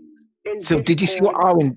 Did you see what Arwen just did then? He demonstrated lateral displacement because he was neither going up nor down. He wanted to go round it. That would be a lateral displacement that we can't have on our model. Beautiful. You guys are in rare form today, man. Rare form. Arwen didn't even get it. I was complimenting you. No, that was epic. I thought it was ace. So Arwen, you weren't either. You didn't want to behave, so you weren't speaking up, but you weren't being quiet either. So to get your conversation in, you wanted to go into Discord. That's like a lateral displacement to achieve the same goal, right? Well, Nathan basically forwarded the requirement to speak up about it. Said, "Okay, Discord," and I thought, "Okay, well, I can get into Discord." So, I'm just following the rules as they are presented. But I'm just saying it's a lateral displacement. It's not an little up or a aside, down move. before we hear the lateral displacement joke joke for the third time, right? This little aside tells me that no one cares, Anthony, right? The only people who are deeply emotionally or personally involved with it are the people discussing it. Because the audience... I have a question. Does beautiful. Anthony oppose an absolute up and down? Because that's Bob's argument, right? That we have an absolute up and down, which is kind of fundamental to our living and every day. We look at the horizon, and what's above the horizon is up. I missed the question. Guys, can you just then talk? Hello? Go ahead, Nathan, something or other, whatever. Go ahead, feel free to continue. Yeah. Does Anthony oppose an absolute up and down? Well, yeah, of course. Because up and down, right, so up, down, left, back, left, right, forwards, backwards, by definition, are relative terms to a human. Now, that then poses the question, well, is there any absolute up-downs? The only absolute up-downs that we experience are to the sky or to the ground. Now, we call them up-down, but really the actual reference is to the sky or to the ground. But if we're not there to give the reference, then there is no up and down. We need to be there to give the up and down. So to answer your There question is directly, there is no other the reference, is there? Because we're all humans. We're all on the yeah, ground. to the sky, to the ground, or less dense or more Yeah. dense. But up down is just a relative term that we give to what we, because you know, like if I shake your hand and I use my right hand and you use your right hand, I'm seeing your left hand come forward, but it's your right hand. It's the same thing with a bat sleeping upside down on a tree. The bat sleeping upside down, if he was awake, he'd be looking at us upside down. So his up and down would be opposite to ours. So it's all relative. But you and I to are us. both human. No, though, you got it right? wrong. You got it wrong. You're seeing his hand to your left come forward. It's not his left hand. That's the Fine. reification. Yeah, fine. We get the analogy. Just let the other guy respond. Go ahead, Nathan. Is your name actually Nathan? Yeah, it is. Nathan, go ahead. So we're both human though, right? I mean, we can assume that. And so I say up and I look to the sky, and you say up and look to the sky. Can't we agree on that? It's just a common language. No, it is a common describe our language. But reality. that doesn't make it absolute. Because you could say we're looking up to the sky, and I'd say now we're just looking towards the less dense area, because that would be equally as accurate. That's another description, but the common doesn't everybody agree to that? But Or I guess let's you're change the word common to relative, the relative position that everybody can agree on. What? Just because it's common doesn't mean that it's true. Because commonly we can accept that gravity might exist, but it doesn't make it true. No, so commonly, that is the worst comparison I've ever heard you make. Okay, Let me just up give- and down. If let me you just- can point at something when it's not true anymore, I'd like to hear about it. Maybe it's not physics, right? It's not scientifically demonstratable. But I'm going to just throw this bowling ball into the glass window right there. I agree with Bob on this. It just has no freaking relevance to anything. And what he speculates about what causes that is where he goes into shit territory. It has nothing to do with anything. But up and down, oh yeah. Absolute, oh yeah. Try to disprove that. You can't. Well, let me Because just try. it always Hold on. is like Let me that. just try. And however you philosophically approach that has no relevance to the fact that it always is like that. Okay, can I just Up try and and give an down is not example for the objective. guy who's questioning it? Nathan. So, if you have a helium balloon with half helium and half air, and it's in relative equilibrium with the air around it, so it's not moving, and you're in a basket, a hot air balloon, and you are also in relative equilibrium. Let's say you're a mile in the air, just for example's sake. Now, you start to fill the hot air balloon with more heat so that it rises upwards. Now, from your vantage point, as you watch the balloon that you leave as you fill up the balloon with heat, what direction The ground? does the Am I on the balloon... ground? Oh my god. What direction does the balloon that's below you and getting further away from you, what direction is that travelling? Sorry, I missed. From my vantage point, am I on the ground or in the balloon? So you're in a basket, in the balloon, in the hot air balloon, and you and a balloon that's in equilibrium in its surroundings are both hovering in, basically, for the example's sake, a stationary position in midair. But at the point that you add hot air to the balloon, what direction does the balloon that you're watching, that's in relative equilibrium, what direction does that balloon travel? It's not traveling. So it's not getting smaller and smaller and smaller and smaller below you? Yeah, from my perspective. Oh, so it's Can I also so it is relative then? To my perspective. Right, yeah. that's Isn't what that- relative is that the means. argument Hello, of stop Anthony? talking. Thank you, I just need a yes. I'm trying to give you a bloody example. You don't need to waffle on. Yeah, so it is, by definition and example, relative then. Just need a yes. No, because the Yes. ground is still Yeah, there. yeah, just need a yes. Yeah, it's my example. I don't need No. you to detail it. Just yes. From my position, it's relative. That's what we're trying to explain. So you just need to say, yeah, it's relative from my vantage point. For me, relative. Yeah, that's our point. Thank you. Well, I don't agree with that because the ground is not relative. The ground is the earth. See, this is the problem, though, because what you're saying now is you don't agree with that. What you're doing there is denying the relative nature of our world, because we are in a relative world. We don't have absolute in this world. We're in it. Everything's That's relative to us. crazy to say the world is relative. I mean, we all live in it. Yes, we have different perspectives on the world, but the world is real. No, but Sure. it's relative. So the guy on the ground watching my example watches two different things happen. A balloon in midair stays stationary and you go up. From your position, the balloon that's actually stationary looks like it's going down, when in reality you're going up, but you're looking at something getting smaller. It's relative. Come on, dude. So pretty much to say, if you're lying down on bed and you're looking up towards the sky and you ask somebody to look up, which way are they going to look?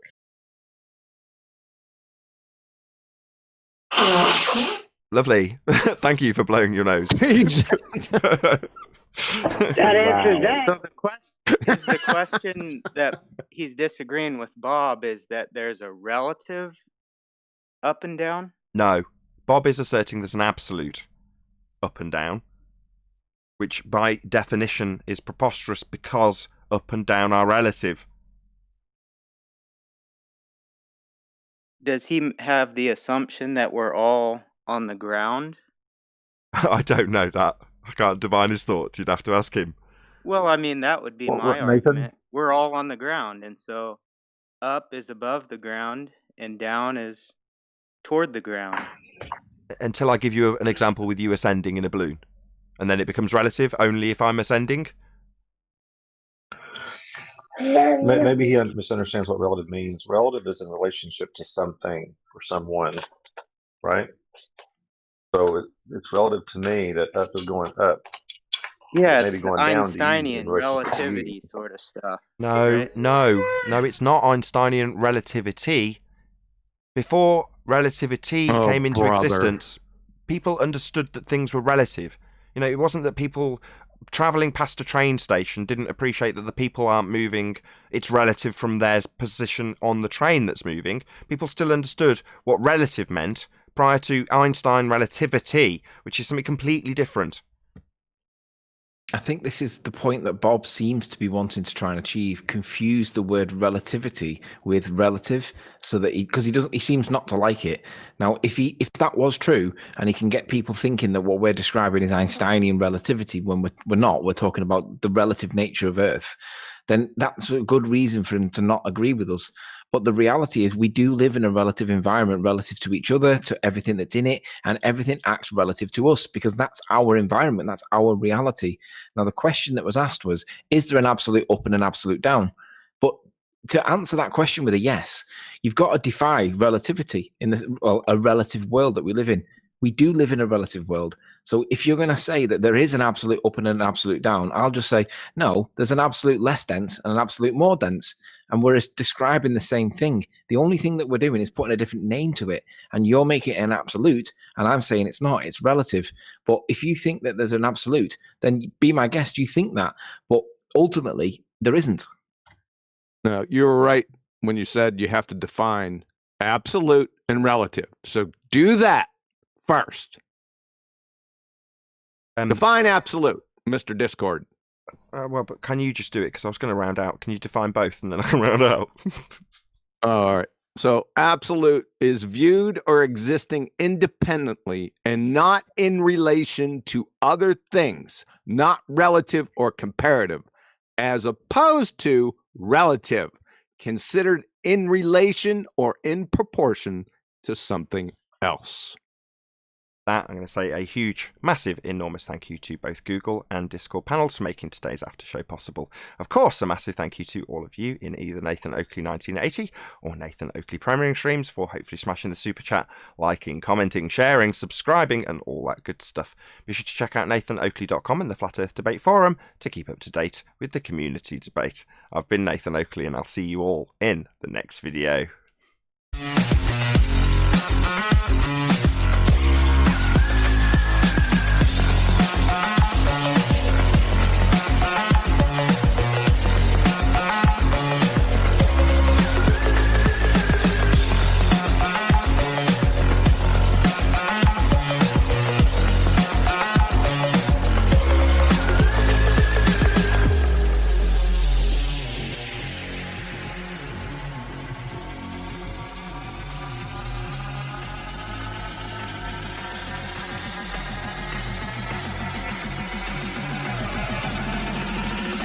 Oh, what a day! What a lovely day!